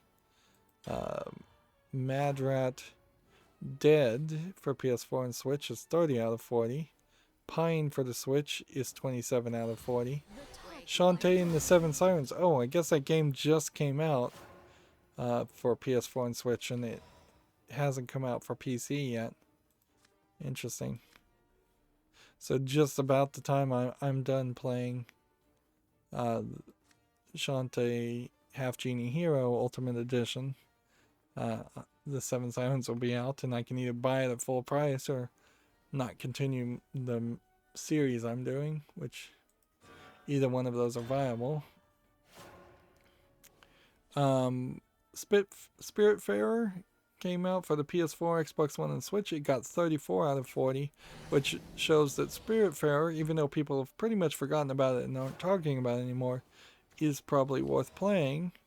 And then the Survivalist is 30 out of 40. A decent number of games came out this week in Japan, but a lot of these are older games, certainly. A lot of these are particularly poorly reviewed. Some of them are not recognizable to me at all. But it seems like there was a little bit more games. And that is in line with the experience I seem to be having in the West, certainly with their, in the past week or so, being a slow increase Do you know of games, even if it's not particularly great games. Your lips and live in perfection. Gematsu has an article here. Sakura Kakume Hanasaku Otome Tachi gameplay trailer. This is for smartphones. It features a new song, Wareira no Inori Wareira no Mirai. Okay. I don't know what kind of game it is, but we'll see. Is that Let's see. human? You are done for. If it's a smartphone game, it's probably a, the void will be there for me? if I was to guess, it's probably a gacha RPG game. It actually looks very nicely designed for a smartphone game. Yeah, and then it seems like it is a card collecting game of some sort and a tactical placement of some sort. It looks like it might be from the Sakura Wars series of games. You're seeing robots, but you're seeing kind of a feudal dress also.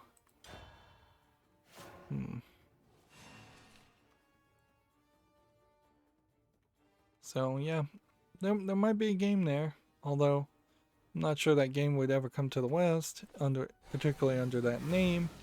And if it did come to cell phones, I'm not sure that there's much to do with cell phone games. Anyways, Genshin Impact is still trying really hard to advertise, and apparently they've taken a trick from Japanese advertising and put in ads inside the New York trains for Genshin Impact, which I imagine that the Chinese company thought would have been a great idea, but really it's a pretty dumb idea.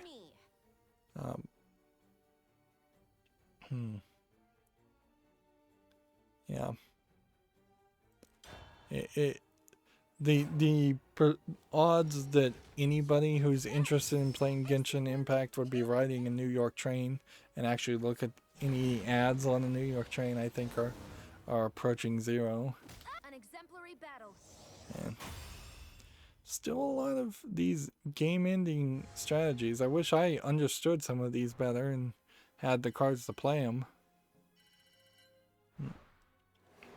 Because clearly that's what's needed these days for playing unlimited.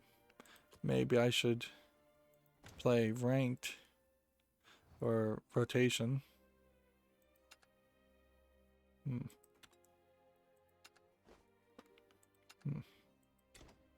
yeah, I still haven't gotten around to doing any of the single player stuff that's still around. Moving on, we have a game on Steam here called Insect Adventure Demo, which it's a demo and it looks like garbage. It's free, it's English, nothing more needs to be said.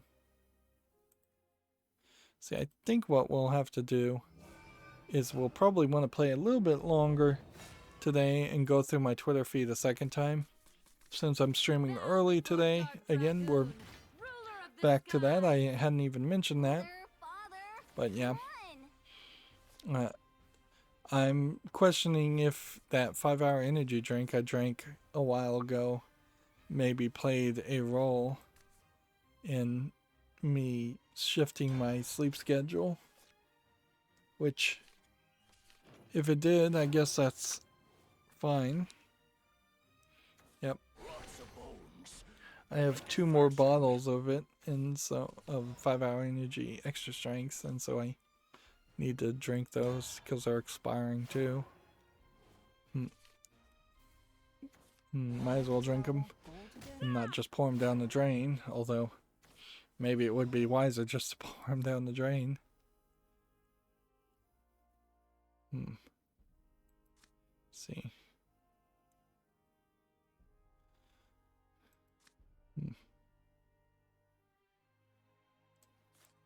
Let's play that.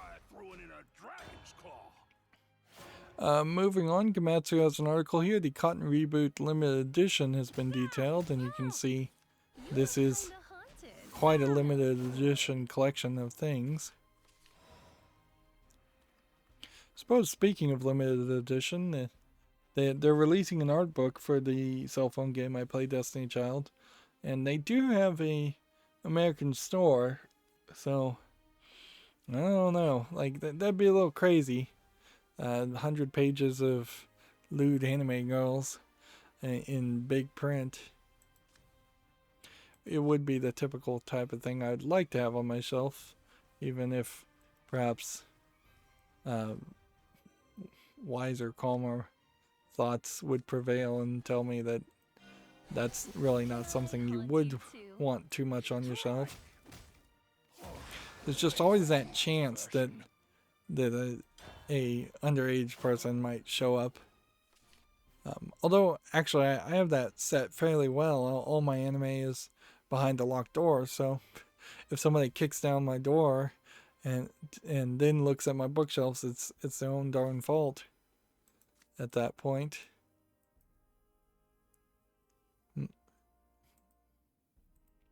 And frankly, looking at the spines of anime DVDs is not going to inherently corrupt a kid, even if some of the artwork is a little bit lewd.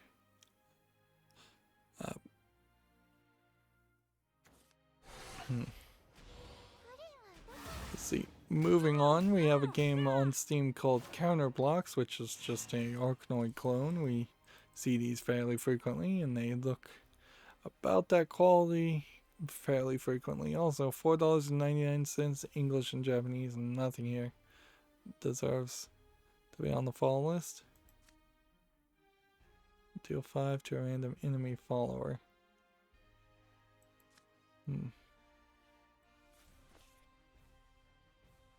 Okay. I just want to fill the emptiness. Now that failed. There's a lot more where that came from. That's enough heat. Let's quench it. Strike!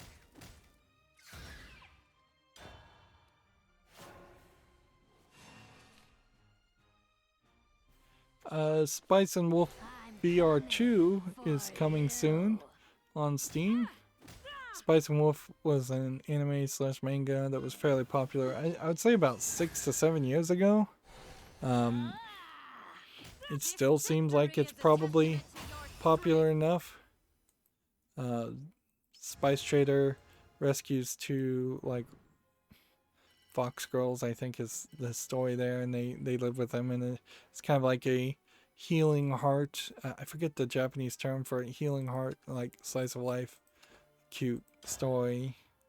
It's not particularly lewd, and so you can, in the previous game, you can probably just live a day, live your life around it.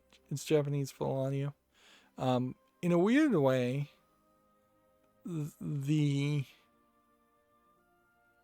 Spice and Wolf VR game is very possibly one of the best VR games out there. You can see the original one is rated very positively, and it's just, this came out in 2019. You're just interacting with one of the wolf characters.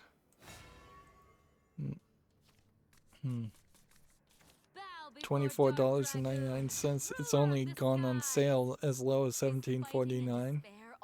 But there's actual visual polish here. There's actually something that I think you very well get from VR. Unfortunately, that thing is probably living in a fantasy world for a brief time, but heck, that might be what VR is good for. So, yeah. Spice and Wolf 2 clearly seems like it might be more of the same.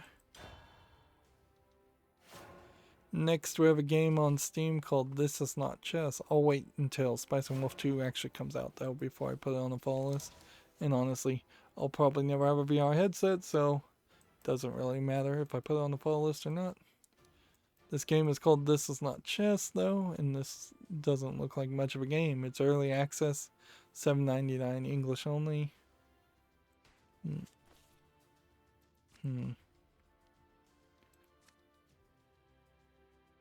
Can we do anything here?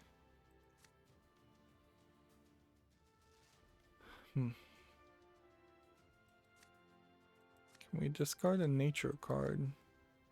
We can play this. These weapons are for hunting dragons. That's probably the best time to play that, actually. Next, we have a game on Steam here called Electioneering. And this looks like a troll politics joke game. Doesn't look particularly good. It's early access. It's $14.99. It's English only. We are, I believe, 2 weeks away from the national election of the United States. And so hopefully after that is all done, we will start to see less of these political games. Get back here. Honestly, I would be a lot happier to hear Valve come out and say that they were going to put a moratorium on political themed games or heavily curate political themed games as we approach the election, much more than hearing people like Twitter and Facebook make claims that they're going to do that, which I think Twitter did say they were going to do that, or even maybe YouTube said they were going to do that. Although,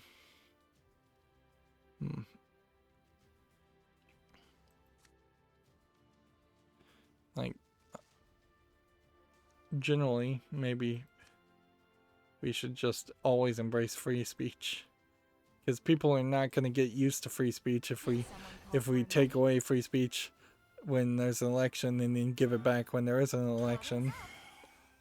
People are just going to have to get used to the new world and the fact that people can say lies and be deceptive and just spout nonsense. This armor's turning out pretty useful. Next, we have a game on Steam here called Match It, which is a puzzle VR game, allegedly. To me, it doesn't look very good, though. It's free, so I guess the price is right. English only. Particularly if you have a VR game, I guess one more free, low-effort VR game is better than nothing. But it really does go back to probably Half-Life Alyx was the last time we had any good quality product for VR. I always go with the flow. Let's try throwing in a dragon's claw. Let's see. There's a lot more where that came from. Think I reached enlightenment? Stream on! That, What was I? Concoctions away. and then that. Did I not pray hard enough? Bottoms up. See. Next, we have a game on Steam called Trim, which looks like it's a side-scrolling battler where you're throwing grenades. Never thought about a game where you're lobbing grenades and only grenades. There's not enough variety in this visuals, though. This feels like it's only one level. It's early access, $4.99, one achievement, English, Russian. Yep, some major red flags there.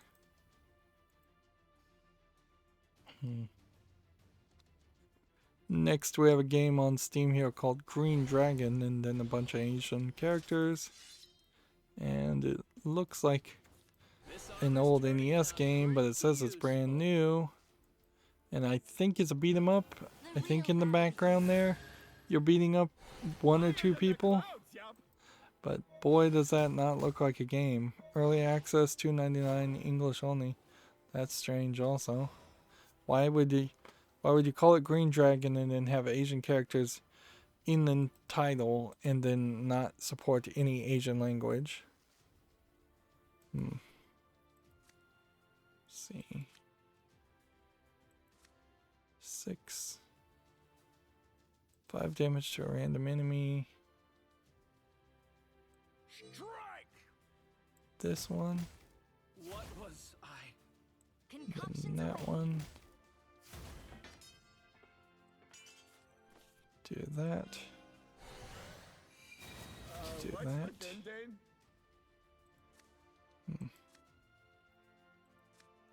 Stream on! No! In the turn. Bottoms up. Next we have a game on Steam called AMI, which this entire video is just somebody talking. And the actual game looks like it's just an RPG Maker game. They're saying it's a puzzle horror surreal game. To me, it just looks like a badly animated RPG Maker game. It's free, so I guess I can't complain too much. It's English only. But, yeah. Rush, give something else ambush. Deal 6 damage to an enemy follower. We can start with that.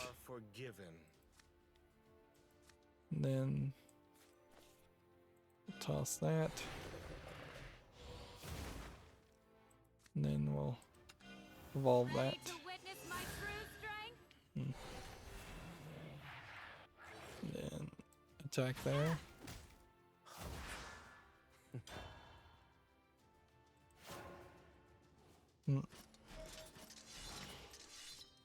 Next, we have a game on Steam here called Cradle of Lynx, which is tagged as an action VR horror game. It does look like a actual game, although, you know, asset flip first-person shooters do tend to look better and better. This is $10.99, English full audio, and then a lot of subtitles for a bunch of other languages, but no interface. Alright. Story-driven VR shooter in the dark atmosphere of a Victorian England. That's good enough to deserve a follow. Let's see. Do not seek what is not This. there. This.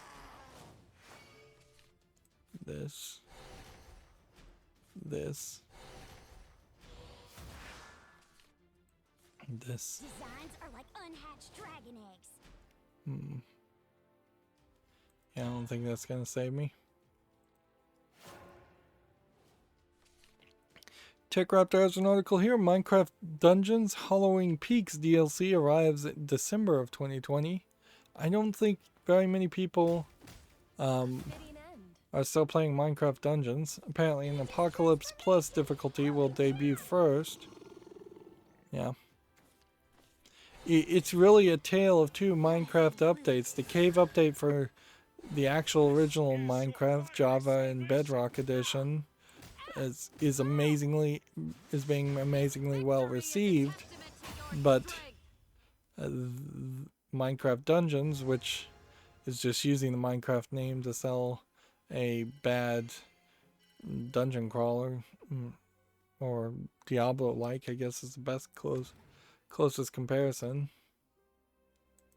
Man, we're still in that same place we were. We got one quest that required 4 victories with a Swordcraft and Dragoncraft character, and we replaced it with another quest to do the exact same. Why can't they give me better quests? Or more random, more rotated quests.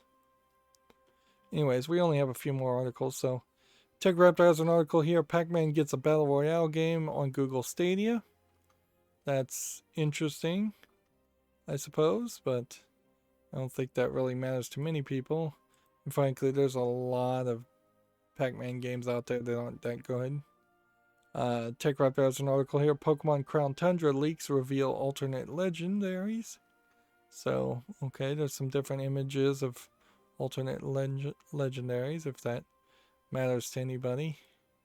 I don't know how many people are playing Pokemon Shield or Sword. Here we have a game on Steam called Endless Memories that actually does look like a polished Metroidvania RPG. Actually looks like a game, unlike so many other things we've seen today. $17.99 is a little too expensive. Bunch of languages, but I'll put it on the fall list and we'll see. I hope this isn't just the beginning of a really, really long increase in prices for everything. Devolver Digital announced that Crow Team and Devolver Digital have gotten hitched. Devolver Digital has acquired Crow Team. The latest Serious Sam game did not sell well, and was not received well by the one YouTuber that I think is a big fan of the at least first Serious Sam game. I'd argue that maybe all the Serious Sam games have just been sliding in quality. As somebody who hasn't played any of them, that seems to be the idea.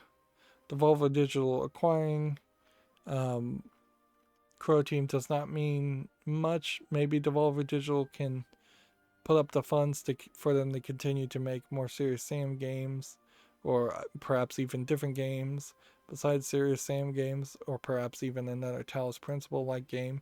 There's room for a Talos Principle too, in my mind.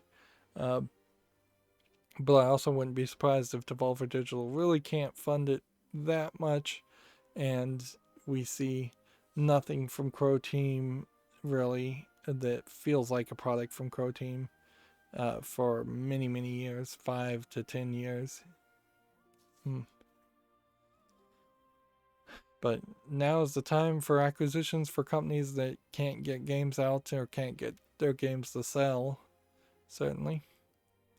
TechRaptor has an article here, squashing Sorax and bugs in Solasta early access, which apparently I guess there's a game called Solasta, which looks like an RPG game. It might be alright, but not seeing anything amazingly interesting right now.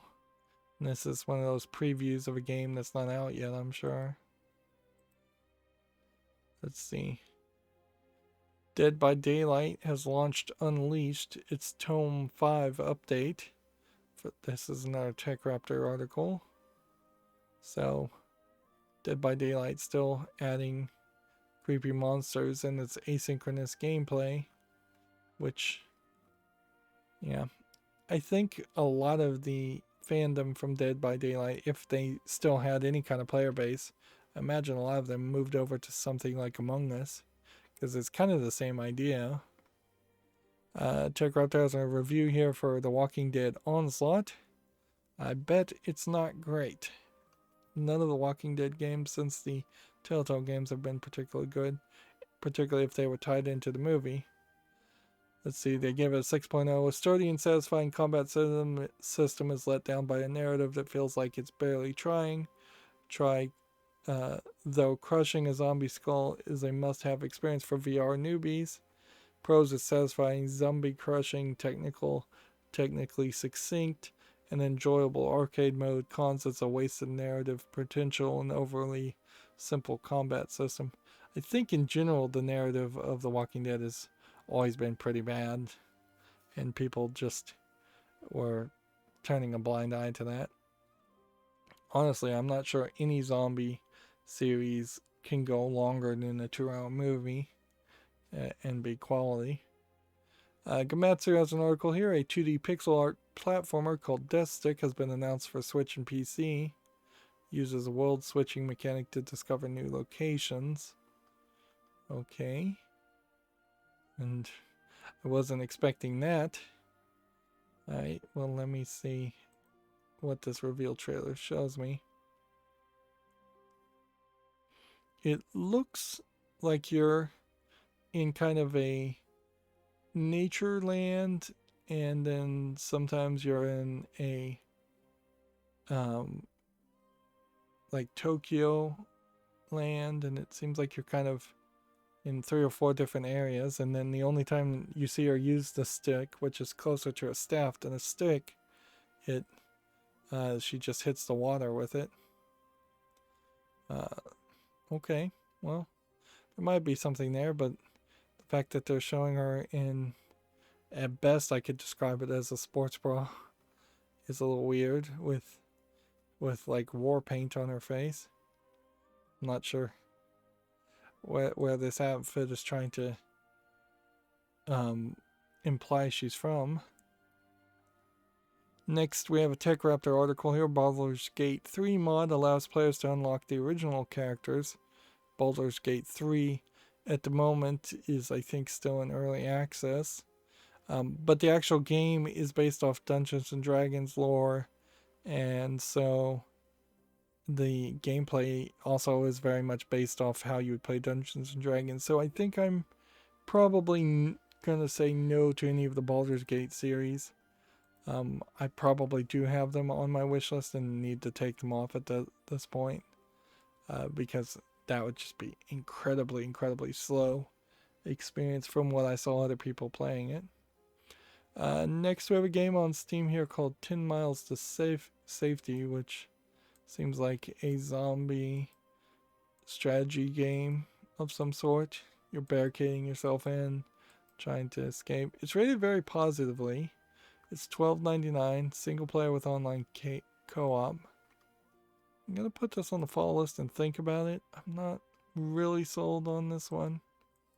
Like, we've probably played more than our fair share of zombie games at this point, but whatever, I'll give it a chance. And while the Humble Bundle store is loading, I will reload my Twitter feed. That way I can see if there's any new Humble Bundles worth mentioning. Thrills and Chills game bundle.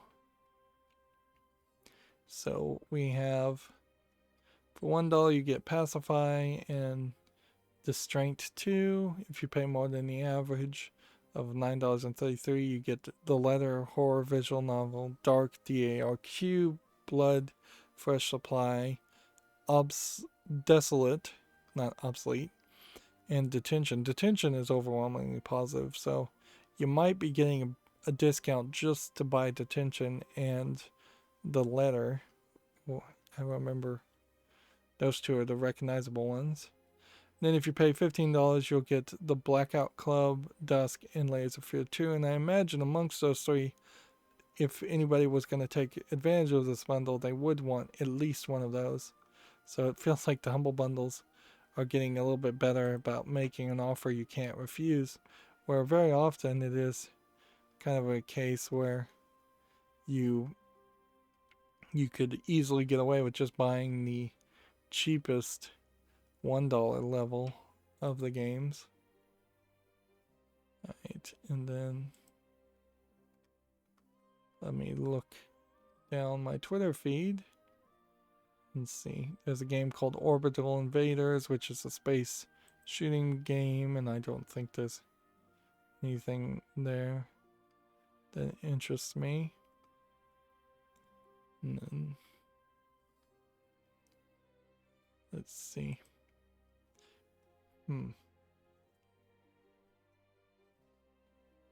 Yeah, I feel like it's worth mentioning that my experiment in following fandom pages for video gamers has failed miserably. Like, nobody wants to have real conversations there. All people want to do is meme. Sometimes somebody will ask a question and get 5 responses and then never respond back to it. So it's not really a two-way conversation. But through that process, someone asked what's a good comic book app, and I wanted to mention Comic Rack to them, and then I went to the website of Comic Rack, and since somewhere in December, comicrack.cyoLito.com, or just Google Comic Rack, has been under construction. And Comic Rack as a program itself has been basically abandoned somewhere between 2014 and 2016. It got an update in 2016 because it was being detected by Windows as a virus, which is crazy because Comic Rack was an amazingly well programmed comic book reader if you had the comic book files and you weren't going through Comixology or any other online DRM scheme where you were getting DC and Marvel comics that way. The better system, if you don't own any comic book files, is just to go through Comixology and go through that online, always online DRM scheme that it pretty much is. But yeah, it's a shame to finally see Comic Rack fail completely as a website.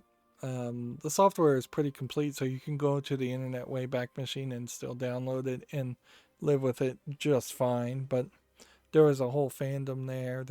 There was very consistent updates when it was being worked on, and the creator just disappeared off the face of the planet, basically, which is weird because you can still buy the app on the Play Store, so somebody's getting money going to some account, but he hasn't worked on it in probably 10 years. And I guess it would have been nice if he had open sourced his code. He was programming in .NET, and I had a couple of conversations with him on his forums, which were very active. Apparently Darkest Dungeon is coming to EGS Early Access in 2021, the Epic Game Store. Guess I should get around to playing Darkest Dungeon.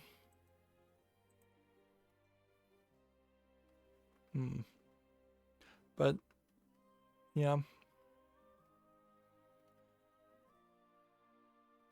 For a brief time there, when I was trying to be a comic book fan, I was certainly thinking on the lines of having a bunch of comic book fan files, and I had a couple, certainly, but that whole concept and ambition really fell apart when I realized that most comic books were bad, and certainly that comic books in general are just not going to become mainstream. And you can clearly tell that that's the case now that the Marvel movies have succeeded so well. They have completely supplanted any ambition I imagine Marvel would ever have again to be mainstream as a comic book publisher. And DC is kind of in the exact opposite position because they've seen Marvel succeed, and so now they have to just double down and double down and double down ad nauseum to make their DC movies work. Otherwise, they will probably just go out of business and give up completely. Dragon Ball Z Kakarot has a new DLC character called A New Power Awakens Part 2. No, it has a new DLC called A New Power Awakens Part 2. Not a character, particularly. Alright, so we did have some games here. We have a game here on Steam called Beyond the Wire, which looks like a World War I first-person shooter that looks very polished. So I'll put that on the fall list. $34.99, English full audio, French, German, and Chinese.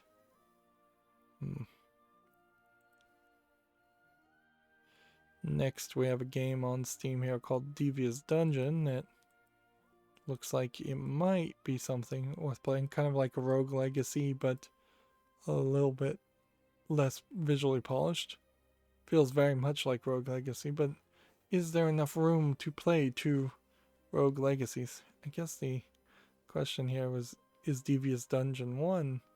Well, it's on my wish list, so clearly it looked good enough then, so I'll put that on the fall list. We'll think about Devious Dungeon 2. Next we have Crystal Chasers Lounge, which this looks like people running around fighting player versus player. They're calling it a racing multiplayer game. Early access, single player online PvP, English full audio. If any of these images want to load.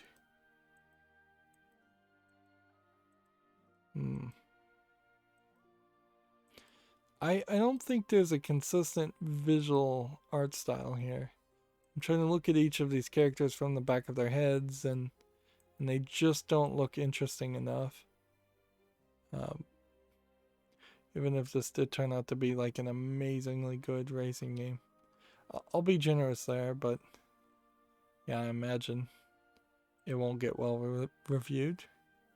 Next we have a game on Steam called Damien, which looks like just a horror asset flip game. Early access, $5.39, English only. Nothing there worth mentioning. Gamatsu has an article here. Baroque original version for Switch launches November 12th. This is a port of the 1998 released Dark Fantasy RPG. Releases November 12th in Japan. I guess it was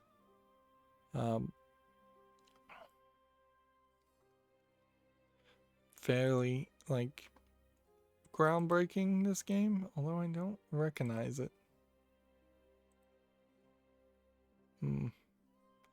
Visually it looks fairly rough. I think it would be very hard to play a game that looked like that.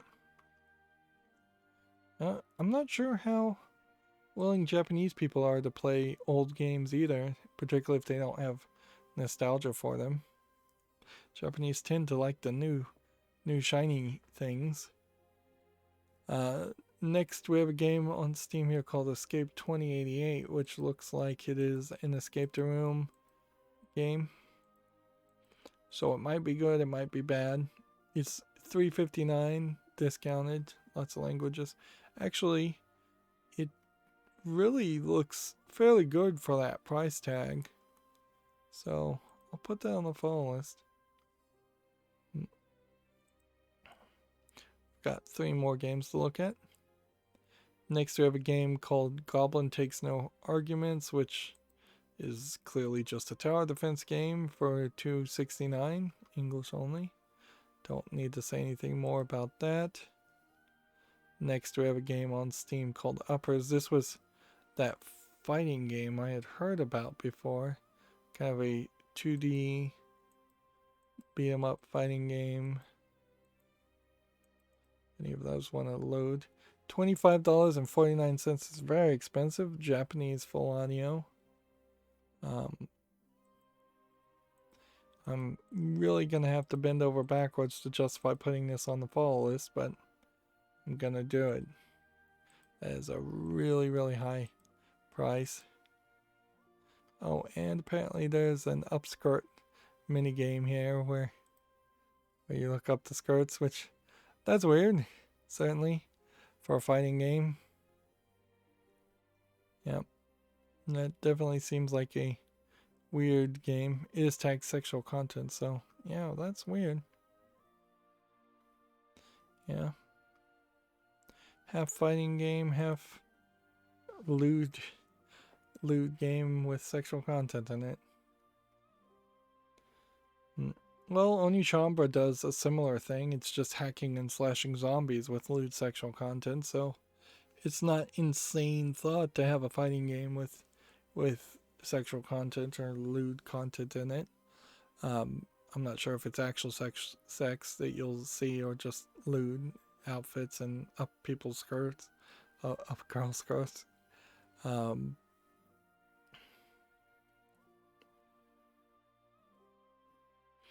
Yeah, I guess that would work. Next, we have a game on Steam here called Throne of Fate, which looks like it's a action platformer. I think I'd probably say no to this. Let's look at the price. $7.69, bunch of languages. There's slightly more polish here than I've come to expect. But yeah, I think I would probably say no to this. Because what I'm seeing is just not, I don't think, consistent enough. Hardcore dynamic RPG roguelike. That's too many descriptors. Yeah, and it just doesn't look like it plays well. So I'm going to say no to that. And then finally, Tech Raptor has a review for a game called My City, which I think is a real world board game, so I don't need to really talk about that. Oddly, it does look like a board game where you are building a land with square tiles, like that alleged collectible card game. Okay. And I think that probably would be all the news that we need to talk about, even if the one more game came out, we can talk about that on Friday. So, yeah. With the exception of getting the daily quest done here, we've done everything else. I can move on to playing Shantae some more. That's going to be it for this stream. We went 2 hours and 26 minutes, which that really is about as far as I can go these days. As always, I ask you to like, share, subscribe, comment, and watch every second of my videos. If you want a friend or follow me on any social media sites, there's a whole bunch of links down below. And if you want to support me further, there's a link to Patreon, or you can friend me on Steam and get me a game off my wishlist. Thank you for watching. Have a good evening.